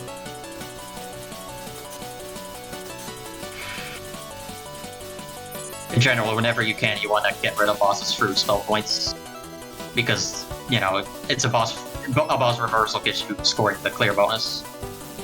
And that's better than just straight up destroying the boss, because that doesn't really give you points. However, there's one small strange thing, and that is if you kill a boss and then summon another boss again, your spell rank, your boss rank goes up by 2 instead of 1. No idea why, it's just a weird thing, but that is irrelevant on Lunatic pretty much, because whenever you're in stage 8 and 9, your boss rank is always at max. I just like to point out that I should not have lived there, and I also shouldn't have lived when that one cross got me in the corner, but thankfully there was nothing else on screen. Yeah, so unfortunate death there. I had kind of gone a little too aggressive and not saved any gauge for hyper, and so just kind of got screwed. And so I'm at 121 million effectively into the final round. Pace. Hardly. I would need nearly 20 million off this one round to make world record. But yeah, I've done that before, so... With pace, I do mean, like, potential, you know, it could happen if things go well. If things go well. So for a good start, 2 million already. Almost free. Already 2-3 million points, 3-4 now. Yeah, 4. On this round. Actually using my bombs. Yeah, it's easy to be greedy and try to dodge instead of bombing. And sometimes it is the right decision, but more often than not, it's not. Lucky. Yeah, pretty much only if it's like very early in the round, in which case a hit will guarantee, you know, you'd be able to take 4 hits instead of 3. Yeah. Like right there, that hit was definitely a good. Yeah, no, there I actually managed to successfully clip through the first layer, but then I got hit by a bullet sitting behind that, on one of kind of the arms of the spiral. That enemy was a bit spooky. Almost hitting you. 126 million. Let me use her second bomb. Yeah, she's out of bombs now. No gauge for hyper, and I'm thinking, like, please just take your first hit already. It's been like a minute. Yeah, I think on round 3, she takes her first hit, like, around 2 minutes in or something. Yeah. That was scary. I was going to stay still and then sidestep that, but this is one of the places where I would use a level 4, just because it keeps the round slow and it ensures I don't have to fight a boss, and Mima charges just fast enough that I can manage it. I should have bombed there. That's rough. Yeah, and so here I'm playing a little more defensively because, you know, I don't want a game over. Not in a pace like this. This one. 8 minutes. Yeah, also the timer on the third round here is 4 minutes, so it's still pretty scary because 4 minutes is still quite a long time. Yeah, and we're almost at 130 million anyway, so hopefully this doesn't go too badly. I just barely clipped those fireballs and managed to reflect them, which is really lucky. And so usually I get 7 to 9 million points in clear bonus, and so I'm thinking, you know, I'm pretty comfortable like this. I don't need to play so offensively right now. And I'm kind of just sitting here. Mimi's on her last hit. That should not have worked. Yes. And I'm just waiting for her to die, essentially. Yeah, could have put for 10 million rounds. There was potential for this. Yeah. She's less likely to die early when you're kind of playing more passively because there's less opportunities for the AI to get her hit early, but it's still better to just, you know, play it safe with, you know, the offensive play. It is not worth trying to play risky in the hopes of the AI dying a bit earlier. That is not worth it. Especially not this late. And so I took that hyper as a sign that she's probably going to die soon. 129.5, 129.7. And I'm trying to build back up the gauge. The 10 over now. Okay, I think she ran out now. She ran out. And yeah, there you she's go. out. I hyper She and was sick still. yeah, final score 137.8 million. I am 400,000 points away from the world record. Massive. Damn. Yeah, that stage could have been 0.4%. that stage could have been 12 to 15 million, given how the pace has slowed down in the end for the last minute, I would say. But definitely potential for no, 140 taking that last hit was really unfortunate because then I played a lot more defensively the rest of the game. And yeah, so that's my Mima record and second place all-time score.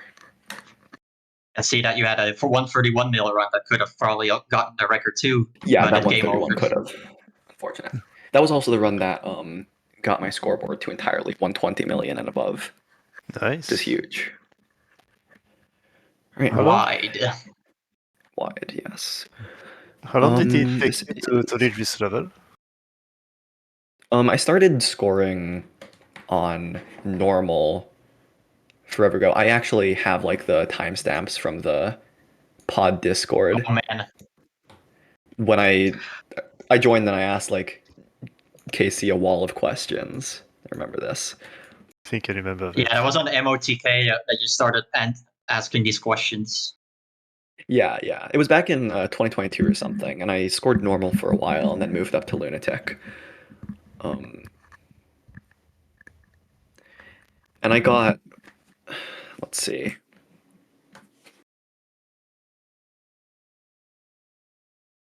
I got 100 million about a year ago, I think, or maybe, no, 2 years ago now. Wow. Almost. And so it's taken me about that long to get, you know, here. Still a lot faster than the journey I had to go through. Of course, there's also a lot more knowledge about the game now and also, you know, more players. So you did have that advantage. Yeah, I stand on the shoulders of giants. Yeah, when I started playing this later. Oh yeah, go ahead. Okay, well, I'll go first. Like when I started scoring this game, there was basically only Zill who was really good at this game. There were a few others like Chum and Sakurai who were playing at a pretty high level but didn't play as much. So whenever I started, I pretty much had to rely on Zill's advice as to how to play the game really. And I think back then the record was 120 something million.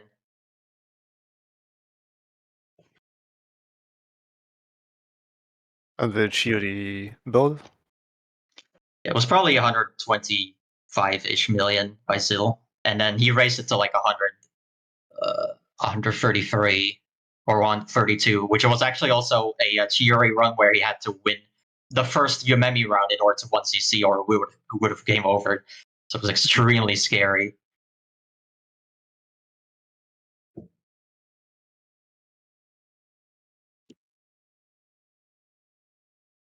But yeah, like we do know a lot more about the game now, and also I learned a lot that even Zeal didn't know. For example, about the spell point requirements not going above 655k to where you cannot reverse bosses anymore. It just wraps back around.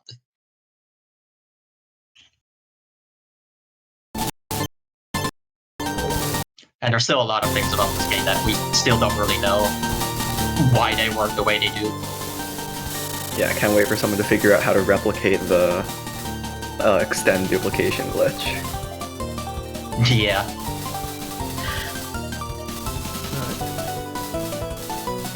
It seems like this also has an early miss as well.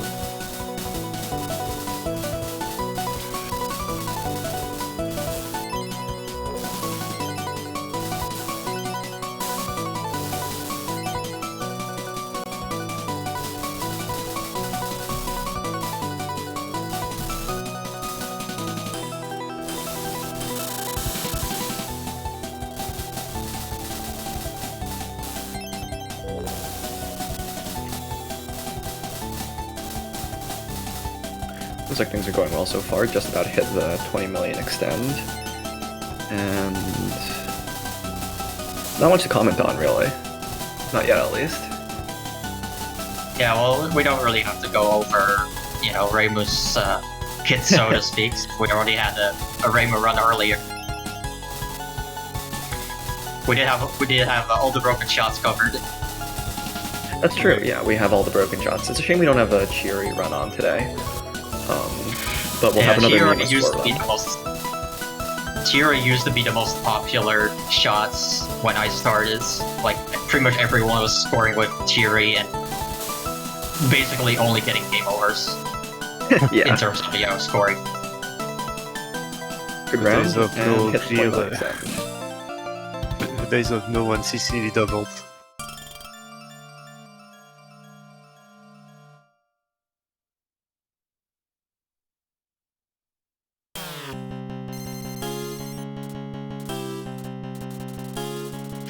Ah, that's true too. Yeah, and she also has a higher movement speed when she hypers. Her shot is still not that strong, but since it is piercing and you can spam it a lot, you can just still kill bosses quickly. And this is also this is one of those hypers that is a bit more unique because it has really large shots, and you can also you have a lot more control over it because it's not auto fire. Yeah, it's got a nice, well, not really spread to it, but more so than your normal pressing Z shot. Not quite as much as a charge attack, though. I think besides Mima, there's Ellen that also shot, I think that out, maybe Kana, but not during the hyper. Yeah, Kana's hyper also is just like a wide shot version of her base shot.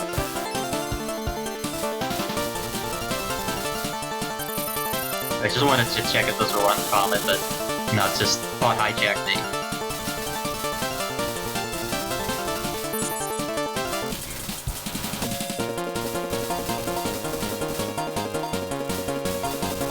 Oh, I just noticed that stream is back on. About the whole Chiori thing as well, I also used to main Chiori, and she was the first shot I got 100 million with. And I mained her for the longest time. And then recently, well, relatively recently, it's been a few months now, I got 141 million with her, which was a massive jump from my old PB, and kind of just decided, this category sucks, I'm gonna go play something else. Just because it's so difficult to play as her. And then I went to play like Mima and Kotohime, and I've been liking these categories much better, and I've stuck with them. Yeah, they are definitely one of the more comfy, high-scoring shots. Even if Cheery is still, you know, ultimately in an optimal setting, the best. Yeah. I think also, as Lorenzo and I have come into the Lunatic scoring space and actually started doing runs with all the characters again, we've started moving towards, you know, getting the clear over maybe getting slightly more score out of the round itself, because we're more confident in our abilities to clear and to get good clear bonuses with it. And so our scoreboards are full of alls instead of 9s now.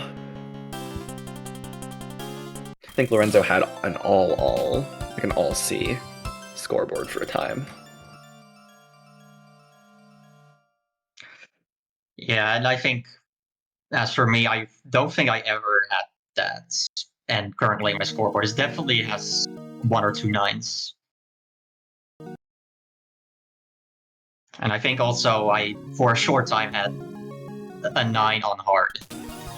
Relatively recently. But I'm pretty sure that's all gone. Yeah, it was 99 million with Kotohime, I think.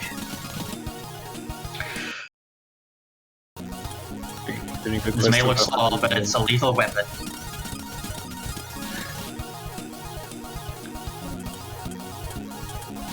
Rating dialogue, dance game. We're gonna learn about the hyper probability space puzzle thing.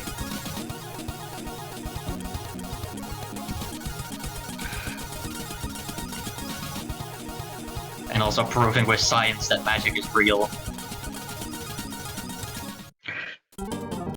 On a funny aside, the boss attacks in this game actually have names as if they're spell cards, and Rikako's boss is named Science Believer.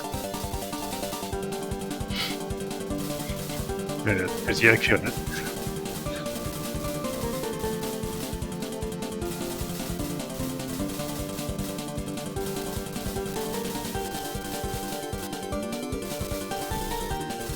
In terms of broken shots, Reimu does actually have some downside. It does have the downside to where, you know, her damage output is very low, so she can't really kill bosses directly very well. But she does have the upside to having the fastest charge speed in the game. So whenever the opponent is gonna charge for a level 4, you can respond with your own level 4 the most easily with Reimu.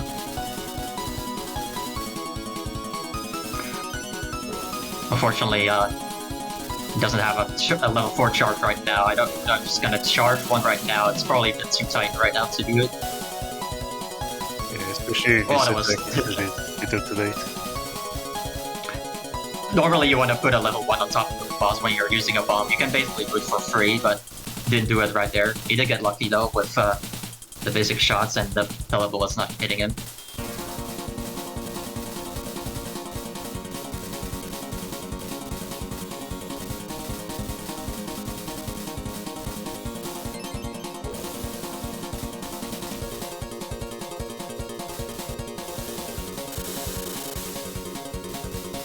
When that pattern comes, it's pretty much an automatic bomb.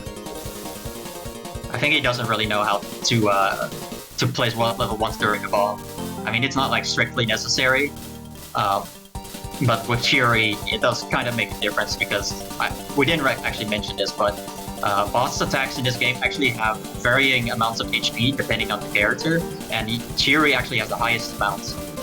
And this is actually extra bad because on top of the fact that you know, Cheery has the highest HP, she also teleports randomly, whereas other bosses in this game always move in a predetermined path. So you can always know where bosses are gonna be, but when it comes to Cheery, when she teleports to a random place, you can't just simply shoot a level 1 just all willy-nilly to do damage. And then there's also the white flash that obscures spell bullets. That always happens whenever she teleports or spawns in when Cheery summons a boss. So, you know, in terms of, like, you know, boss attack mechanics, she's definitely the most dangerous. She has the most things going for her that are uniquely dangerous. Of course, Yumemi's boss is also uniquely dangerous in her own way. But Fury actually lost Yeah. really fast this time. And Yumemi doesn't like that.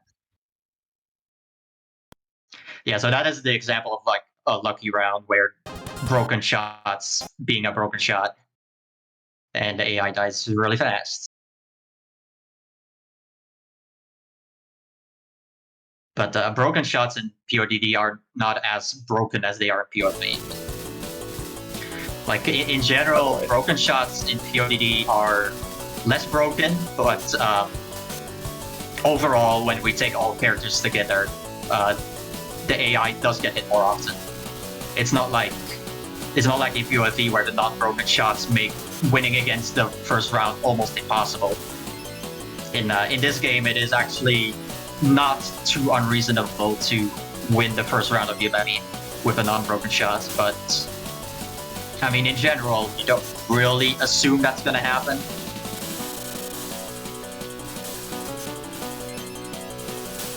And also, if anyone is wondering who is the least broken shot in this game, that would be Kana, because Kana has nothing about her kit that is unique to her that actually causes early hits to happen.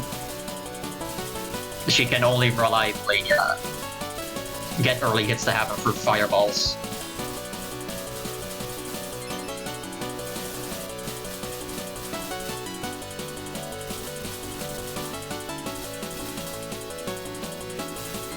Okay, he's gonna start for level 4 here.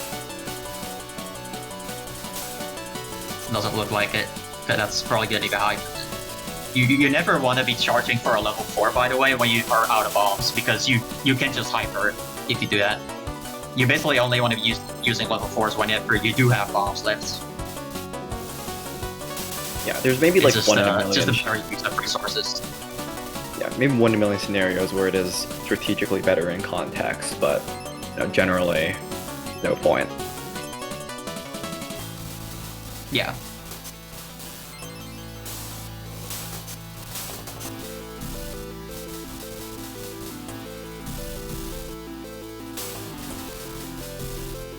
I was almost gonna say he's about to dodge the. Oh wait. Oh, okay, she's dead. She just got like 2-3 hits in a row. Oh wow, okay, first round. Nice.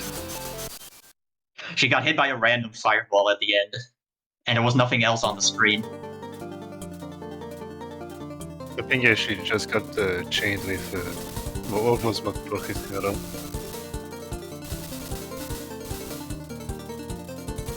Yeah, so that was an example of a round 1 Yumemi win here. Because broken shots can sometimes randomly just make the game look really easy.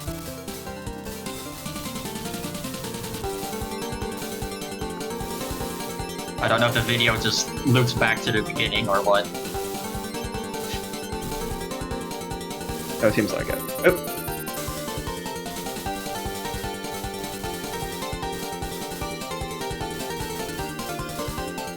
I don't quite know yet. It was very quick game. Is the host sleeping? Developed. I believe next should be Couscous's run.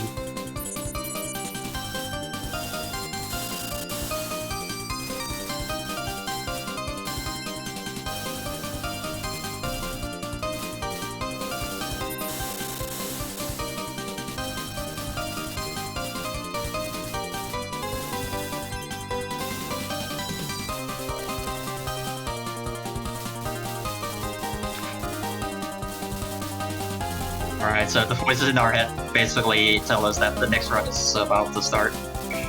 Hold up, why are we at wait, the previous was 133 in this run? When did that happen? The video restarted. Apparently. Okay. Yeah, they started from 0. Oh, it's because I set a timer to remind me when the video is supposed to end, but then I sped up the video, meaning the video ended much earlier than I thought it would. Okay. Now hopefully this one isn't going to have alignment issues. Oh, by the way, this right here is coming through on stream because I unmuted myself. Oh. Okay, finally no layout issues. So the host has justified us that he also split killed the video. So this should be the last run of today. Yep. Yes. And this does have a run comment that says, "My absolute best PoDD run score run ever. Don't have that much to say other than that it was insane, and the result of a lot of Las Vegas gaming."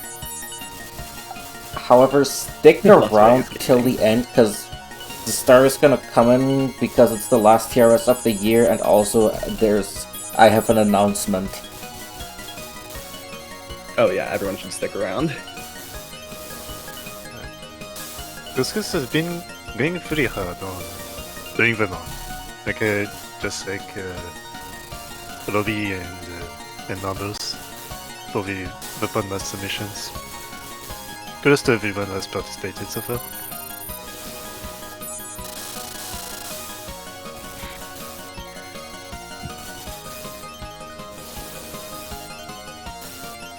Yeah, I believe Kuskus did have some trouble with scoring, but then he got like a really good run out of nowhere. I don't think he has scored this game that terribly long yet. So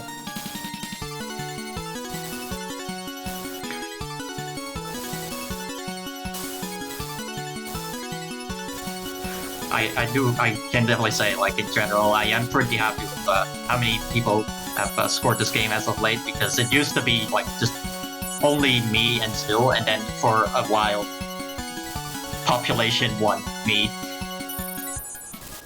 But now we do have like a decent number of people actually scoring. You know, just a little bit on and off. You know, we have me, Lorenzo, Christian, and Kuskus here with his run here. Pigeon, I think also you still score occasionally, I think. On occasion, yeah. Definitely want to go back a little bit more normal. Just like Roby, if he continues to. And then we also had Condrio, who was recently starting to score the game and having a lot of trouble once CCing. But he did CC recently. Was only playing a Lunatic. Yeah, he wants to become a Lunatic very quickly. And then we have Roby also, we had at the start of the stream with his normal Yumemi score run. Obviously, it's not auto fire this time. Oh, that's really interesting. Well, when you don't have auto fire on Lunatic, it gets painful fairly quickly if you don't take a break. Actually, whenever you're not using auto fire, it actually matters more that you make use of a technique that is Doppler shooting, where you're basically moving up to basically increase the frequency of bullets that are being fired towards a certain target. And that is mainly useful for killing enemies quickly, because the last few shots you need to kill an enemy will arrive at, you know, the intended target sooner. That is basically the point in shooting while moving up. And that is also something that I do a lot. But when you're using auto fire, it's not as important. Of course, when you're doing this, you do have to keep in mind that you still need to not run into anything. Because of the stronger enemies and the DGS fire rate, it becomes a lot more difficult to actually, even starting a chain sometimes, because of a lot of things going on.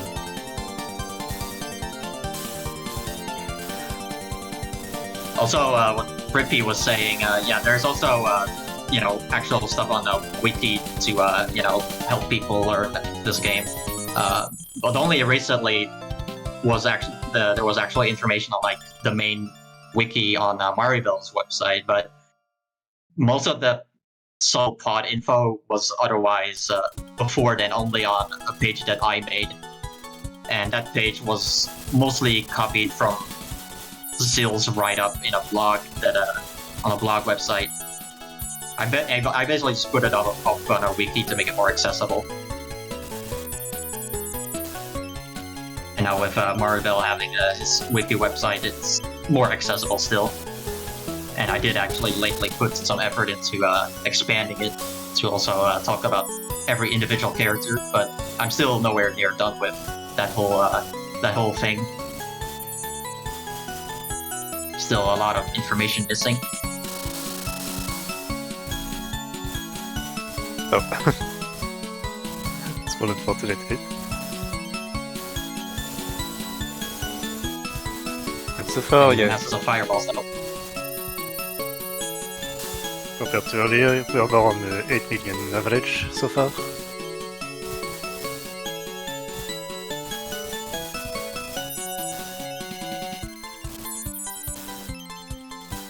So if it goes by this average, we would be aiming for about 100 million at the end.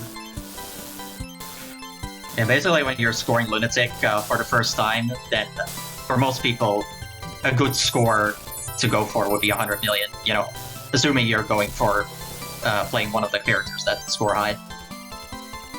And you don't even have to clear for it to happen if you're playing, you know, Mima or Chiiri, for example. Yeah, I know Pearl had a 108 million stage 9 game over. Yeah. Alright, Yeah, hello he got everybody! I Oh, just hi, came guys. home That's just great. in time for some pod, because my dad's been like, whew, but I'm here! Just in time. Whew. And we have It's Couscous the run. last run, though. Yeah, my day has been... I'm just glad I was able to make it for one of them, honestly. I had to schedule so many things today. Glad you can make it. Yeah, and Couscous's run, let's go. So how's the pace so far? Pretty good. Ooh. Pace is... So is it It's- stage 4 right now? So his average is at about 8.5 million, almost 9 million. Yeah, just under 9 So that is million pretty per good. round, which is... Yeah. Probably for Reference, his this standards, is- very good actually. Yeah, this is about the same pace as my near world record run had earlier. Oh, damn! So, Okay! Ooh. But day has been definitely a very busy day. Yeah. But hey, I came in just in time for the best song in the game. No bias there. Yep. I never get to hear this song on TRS, so you usually. So you bet I'm gonna take my sweet time here and enjoy it. I never really understood what everyone likes so much about this song, I'm gonna be real. I don't know. For me, I mean, it's my second favorite. I like Chiiri's theme most. Cheeri's theme is a very good take. I can't deny this, honestly. For real. I also grew a bit more on Ellen's and Mima's theme. I used to not like them as much, but I've kind of changed my opinion over the years. Complete Darkness. Is it Complete Darkness or Reincarnation? I forget which it is. Which is Reincarnation. which. Reincarnation. It's a pretty dark. I still think Complete Darkness is better.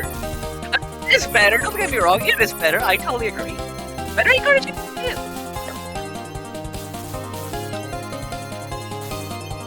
Wait, this song was originally for Yumemi. Really? I mean, it would not I can't have say been I've very. ever heard that. Yeah, first time I've ever heard that as well. Yeah.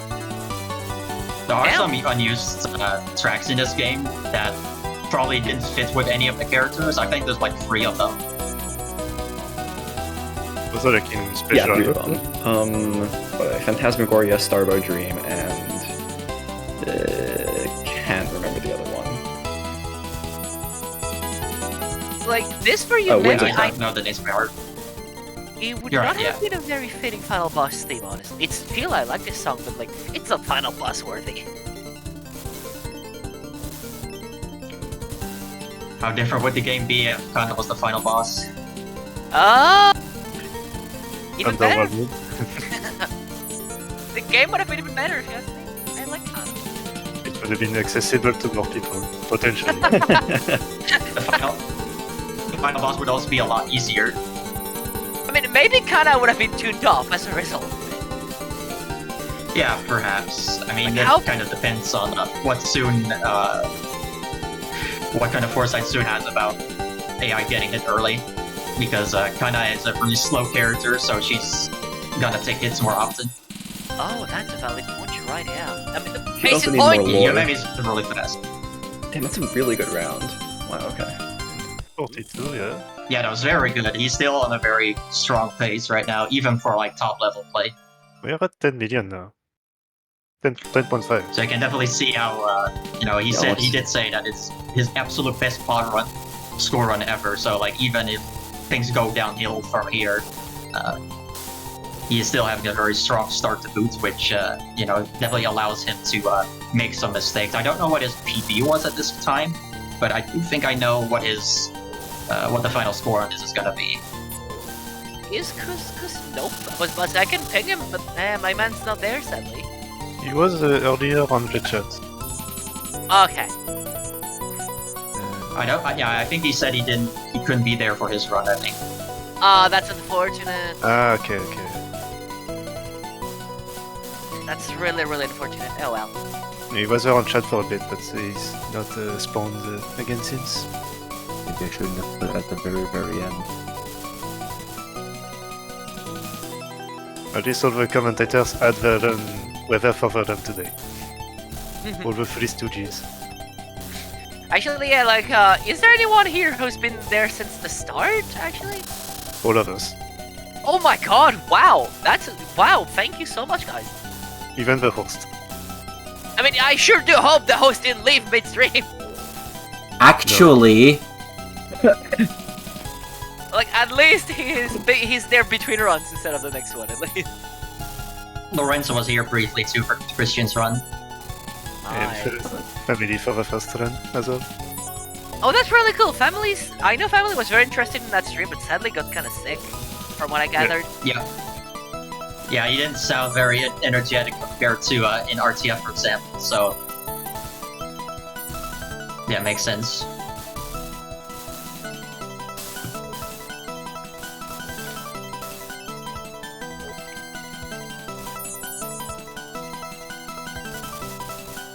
On last life and no hypersody. This is a Scalyland. Oh, nice. Good pop up. The hyper just in time. In that kind of situation, I would have probably spammed X in the hopes that I would get the hyper and then, use it as soon as possible. That's kind of what you want to do. I was about to say... Stop! Look! Oh, that's could not pop up right at the end. He ramped it in time to not get hit by those fireballs, because it looked like those fireballs could have been reflected, but it just barely didn't. But he did go all the way to dodge them. Because that is something you do want to keep in mind. Yeah, that would even if you think you're gonna reflect bullets or a fireball, if they barely don't get caught in the explosion, or you just barely can't kill an enemy, you need to be ready to dodge really quickly. Especially on Lunatic, because everything is so fast. Still on 10.5 million pace so far, the average. Yeah, this is over 10 million average so far. Like, this is something I would be really happy with if I had a pace like this right now. Stage 4 did really pace up. I think stage 4 was like 12 or 13 alone too. Something crazy like this. It is unfortunate that Kotohime is the final of the randomly chosen stage opponents, because Kotohime is really hard to deal with. Like we already explained earlier, she's really focused on micro dodging when most characters in this game aren't really suited for that. Never mind the fact that you don't have focus speed in this game. But also, her level 2 here, for example, it shoots a lot of bullets from a pretty low point on the screen, and then also her EX attack can reach the very bottom of the screen, and the direction that the bullets are going you cannot predict, so you need to react on it pretty much on the fly. This time you got lucky, you got the good pattern where you had some free lanes to dodge through. This was the other with the spiral pattern where you have to actually move around the bonding there. Things a bit more safely, you can understand too. You're still not quite on the last team is at least not pinning him down right now. Nice one. Also, yes, the way he's dodging the level 2 is pretty much how you want to do it. You just want to go into the opposite corner, so you have as much room as possible to dodge it, because it's otherwise just too tight to dodge reliably. And obviously, dodging things from an angle is also, still generally not great. But, this is just who Kotohime is. she just likes putting you in tight positions all the time, and this is also why most of us think that she would be the strongest character in PvP. Just want to my thank. apologies. Internet issue just happened. I am back. I just want to thank Turbo Oven 3000 for the raid. Good, Maya. Thanks for the raid, buddy. How was your stream? No, sick. So I sadly dropped right at the end of the Marisa fight where they almost died, and I was asking how big of a loss would it have been if they had lost the Marisa fight? Like a rough estimate, I guess. It is kind of hard to say because it depends on how well the second round would have gone. Okay. You can probably expect a few millions to be lost from that Okay. on average. I think I'm losing around. Well, they got 4 million bats now, so at best 65 for the final. Yeah, I mean that was expected because Kotohime's stage 6 really rough. And given Yes, how also- strong his run is right now, he didn't really have a reason to reset for that. You just want to keep going when your pace is this good. I mean, yeah, like as you said, the pace is so good, like Couscous can afford a few mistakes. He did switch very early on to survival whenever he had no bombs left, delaying the level 1 usage at most without touching the level 2, like barely on going on level 2, you just release the level 1 for the survival, just to delay the run timer as much as possible. Yeah. That was a really fast bullet that came. Didn't even see that. Very scary situation there, had to bomb through. It's very easy to just get hit by a lone bullet that's going at top speed. Because in this game, by the way, like the random bullets that are being shot, they do go at varying speeds, and the ones that go at the highest speed can really easily snipe you. That can even happen on hard. Even on hard, the bullets can go fast enough to where it might unexpectedly snipe you.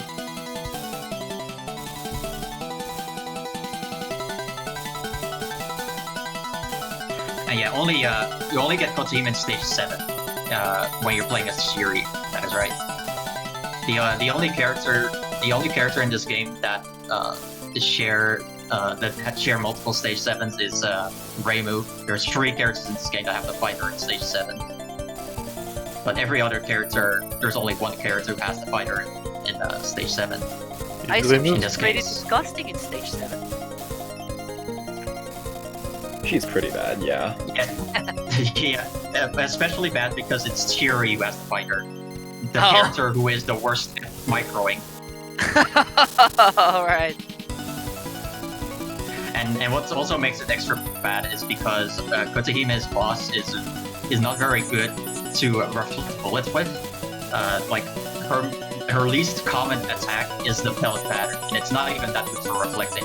Meanwhile, Shiri has so many pellet patterns that she just spams all the time. So if you summon a boss with Shiri, it will just easily get reflected back at you, and then you have Kotohime's boss to deal with on top of the EX attacks and the level 3s, and it's just horrible.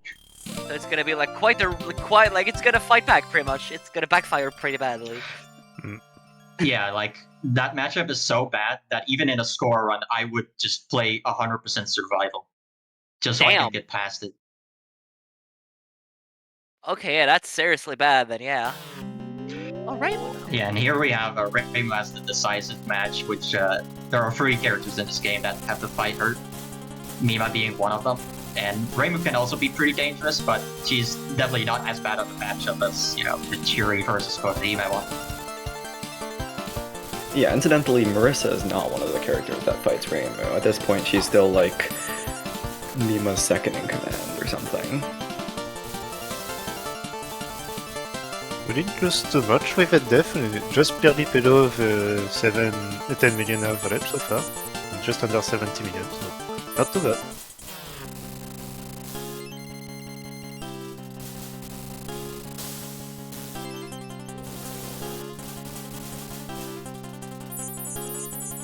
And I guess for Mima, this is where the play really begins now, because we just have to fight the 3 most difficult bosses in the game as well.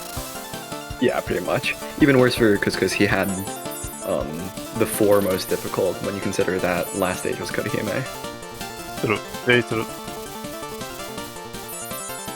Well, we'll see how it goes.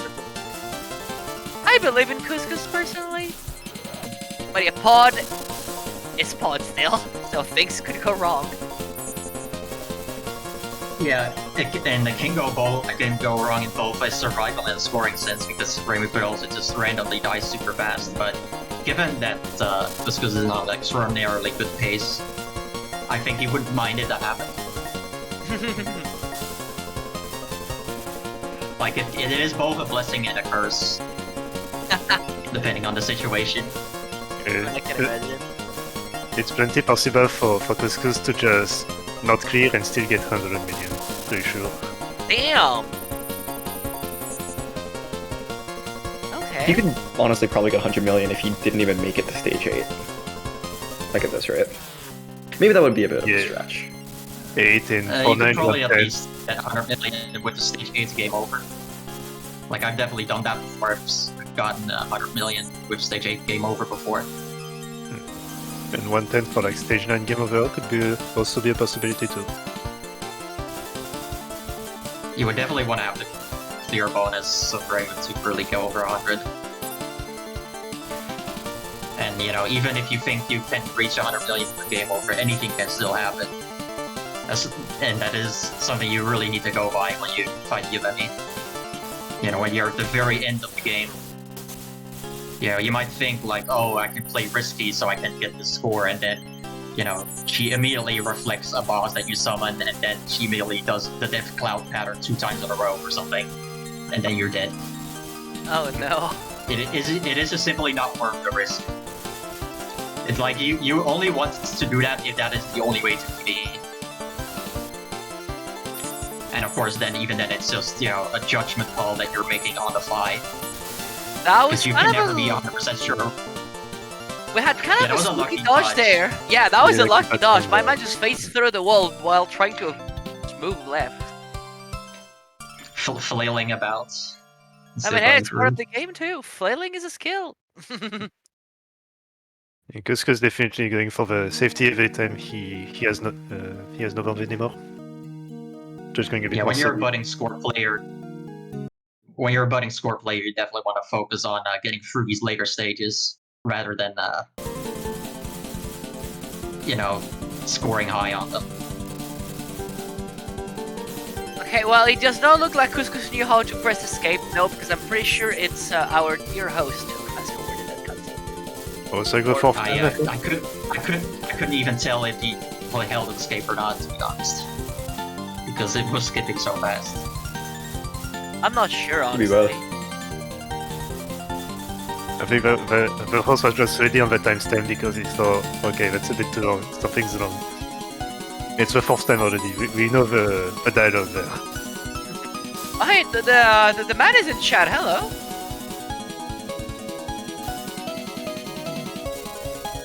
In the tramway? Oh yeah, it's a bit rough to get good internet there. In the tram. I can It understand. depends. If you're in your city, like the tram can have good internet because it's just your city's overall like coverage, right?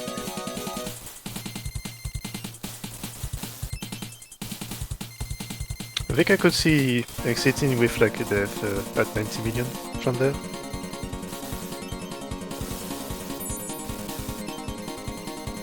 It would be very, very good for the 100 million pace easily on stage 9.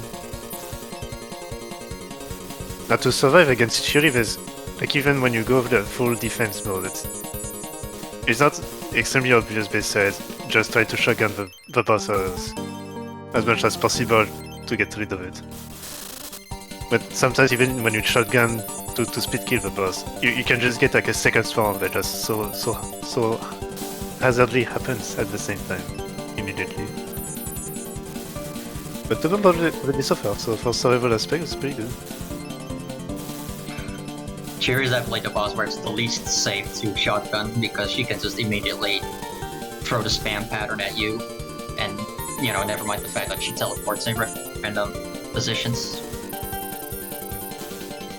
Yeah, it doesn't sound very safe. But thankfully, Mima's damage output is pretty good even from far away. And while she has her level, when she has her charge attack, firing, you can also still add your basic shots to the damage. And the good thing in this case with the hyper being auto fire is that you can just break the combos to stop accumulation of spell points on the Chiori's side too. Okay. Yeah, it was definitely trapped there. There were also 2 lasers to the left, so he couldn't even use invincibility frames to go through the laser there. So he was kind of in an impossible situation there. I don't think he could have gone through 2 lasers at once. Excellent corner there. So there was no way for him to escape. The way he got trapped there with the level 3 also coming towards him, that is actually a way that Chiori can cause early hits to happen. By the AI getting stuck between 2 lasers, and then also level 3 coming towards them, because the shots get layered on so much that even the AI cannot go through and dodge all of that shit. That is one of the few ways that bullets can actually cause the AI to get hit early. Oh, it was a tight spot. Yeah, it was a bit scary with how he's moving there, but he got lucky there. Chiori did die there. Okay, And a pretty good clear bonus. 89.3? Yeah. This is very easily 100 million pace. Whoa, whoa, whoa, whoa, whoa, whoa. Oh my god, oh my god. Stop, stop, stop. Go back. Punch! Oh, there we go. There we go. I'm just sad, this is... we technically didn't really see Chiori slamming someone with like a foldable chair. I'm sad. That's on top. Let's see how long this round was gonna be. Well, looks like Couscous is gonna play risky right away because he's actually using level 2s here. So he wants to maximize on the score gain per minute instead of just focusing on long rounds. That's pretty risky for him. He has plenty of resources to spend. My man just said he's not so good at Yumemi, so we'll see what happens. You saw some good I stuff mean, if he earlier. plays a bit more passively, then things won't be that bad because, like, even though he did get hit early, he took the damage was only 1 heart, so he can take 1 extra hit because the maximum amount of damage that you can take is 3 hearts. Yeah. So he will have that going. He was able to at least capitalize on the start of the round a bit by getting a bit of extra score. Level 2s, a bit more Okay, so aggressive go there. for level 2s. Generally, what I like to do is only like use 1 level 2 at a time instead of like just spamming it the whole time. Because that way, if when I fire off a level 2, you generally tend to get some gauge back from all the reflections that happen, and so that way you will have a full gauge soon after that. Yeah, just perma-chain them. Yeah, That was there rough! he did not quite call have it like hyper. the gauge for the hyper. Well, this hyper can at least kill the boss pretty quick here. Nice, yeah. Just Damage now. output is very good. Well, he got 4 million in battle on the road, so... Oh, they played it pretty good. Oh yeah, well, I should probably pair up this comment here, but Jump had runs like this, enter Yumemi, and she just cock-blocked him out of his 1 million runs 2 to 3 times. So yeah, I did say that this is easily 100 mil pace. That doesn't mean that it's actually gonna happen. Because if the rounds are especially bad, then you're still gonna be losing that 100 mil potential. But I do think that at this point, things would have to go extraordinarily bad for that to happen. I just want to say, shoutouts to Pod Player for naming attacks. I love, you have Cloud of Death and you have the Spiral of Doom. I love those names so much. Yeah, they are pretty infamous attacks. Oh, the names are so good. Yeah, besides the actual patterns that we gave names, there's actually a lot of things in this game that do actually have names. Like, for example, bosses in this game, the boss attacks themselves actually do have names as if they are spell cards. And the EX attacks the level 1s, level 2s, and level 4s, they all have names. You just don't see them, they're all just hidden in the manual. Oh damn. Kotohime Because you has- can't I knock forgot that. I forgot what Yumemi's boss is called. I think it's Fantasy Legend. Yeah, I think they're just the same as their character titles for the most part. Oh. It's because you can't dodge that shit. I mean, yeah, I figured with name like these, you know, they come from somewhere. I'm just saying I love the name nonetheless. Like, I And love Rikako's boss is famously called Science Believer. I just love self-explanatory names like these, you know. Like, just from the name, you know it's gonna be bullshit. Yeah, one thing Ninja of the Spiral of Doom, by the way, is that it actually can take 2 different static patterns, and if Yumemi does this attack first, then you know that the bullets are always going to be in the same place. So if you memorize where the bullets are going to go, you could technically dodge the pattern without abusing invincibility frames. Or if Yumemi is at her highest point on the screen, like she is right there, if she then does the spiral, you can also dodge it more reliably. So that was the Spiral of Doom? Yes. Yep. Okay, yeah, no, it deserves the name. That's god-awful. Oh, nice glasses. Yeah, like the most reliable way to dodge it is through invincibility frames. That is by far the best way to do it. Fair and balanced. Oh, It's like the cross And he just spam. moved down into a sea of crosses. He should have stayed high up on the screen in that case. but if needed to I show mean, that was a pretty rare situation, so it's understandable that he, you know, thought he could go down and then couldn't really. Please like, don't end normally early. intuitive No! Yeah, Oh, that's this is gonna be clutch. and then a million a shield, that's for sure. I mean, only but the previous had like 5 millions there, so it'd be safe for 100 at You know, least. how things are going right now, I'm not sure if we'll clear either. Let me check Oh, real quick no. what this. I think this round's timer is 3.5 minutes, whereas the previous round is only 4 minutes. So the decrease in the stage timer here is actually not that much. The most significant drop in the timer is actually between round 2 and 3. Because yeah, round 2 is 5 minutes and 20 seconds. Round 3 is 4 minutes. Round 4 is 3.5 minutes. Yeah.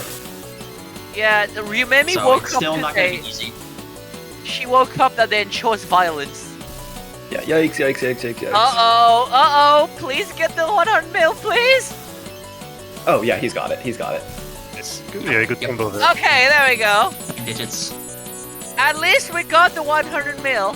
Now can we clear? I think he's Looks like he's just playing need for to... it. I Please don't believe repeat it. history for like the 3rd time to some of the top players. Actually, 4th time. That the highest score that the player has is a game over. That title goes to Pearl He's- Sakurai. He's got, now that he got the run, he's gonna be relaxed and he's gonna play like a champ and win. It's Good hyper there, engaged. good hyper there, just barely got it. The typical being out of bombs and you start being a super player. Exactly. The actual. Ooh, that's unfortunate though. Yumemi is on 1 heart left. Oh, last hit, last Come on, hit, last hit. come on, Oh, come on. Hack it. Send it. But what is he's still going for level 2s though. Oh boy. What a He's legend. YOLOing. Oh, we I'm forget telling cancel. you, my man is so Oh, old in the process. None of those should have worked. That was. I would have died What? right there. Let's cannot cancel there. Come on, He's Yumemi, got please the fucking die. Still going for level 2s. Oh my god. He has no fear. He has no fear. Come on, you got this, buddy. Don't choke now. Nice Don't holding jinx him the the story. those Oh, It's he's back up to fine. full gauge. He's gonna clear. Don't jinx it the story. No, I He believe. has a hyper now. Yeah, Please yeah, don't no, get he's sniped by anything. Yumemi, yeah. what Yeah. happened? Hyper. So many crescent! Right. Alright, Yumemi, please have your hyper run out. Oh god. I don't know if Yeah. your hyper or if the timer's run out now. It's hard to tell right now. I don't think it That has has. been playing for quite some time. Oh my god. This is I so think the tense. timer Keep it might slow, have just run keep it out. slow. He's going for another one. Let's go! She's dead. And it paid off! That's first applause. Almost 110. Wow. God damn! Then that's sad, but yeah. Very good. Almost run. 110. That was GG. definitely not stress-inducing. That was definitely the best run to end on. Because it's putting up a show for us right at the end. Skill 100! My man deserves a 100 skill! Of course. He has 100% of the game.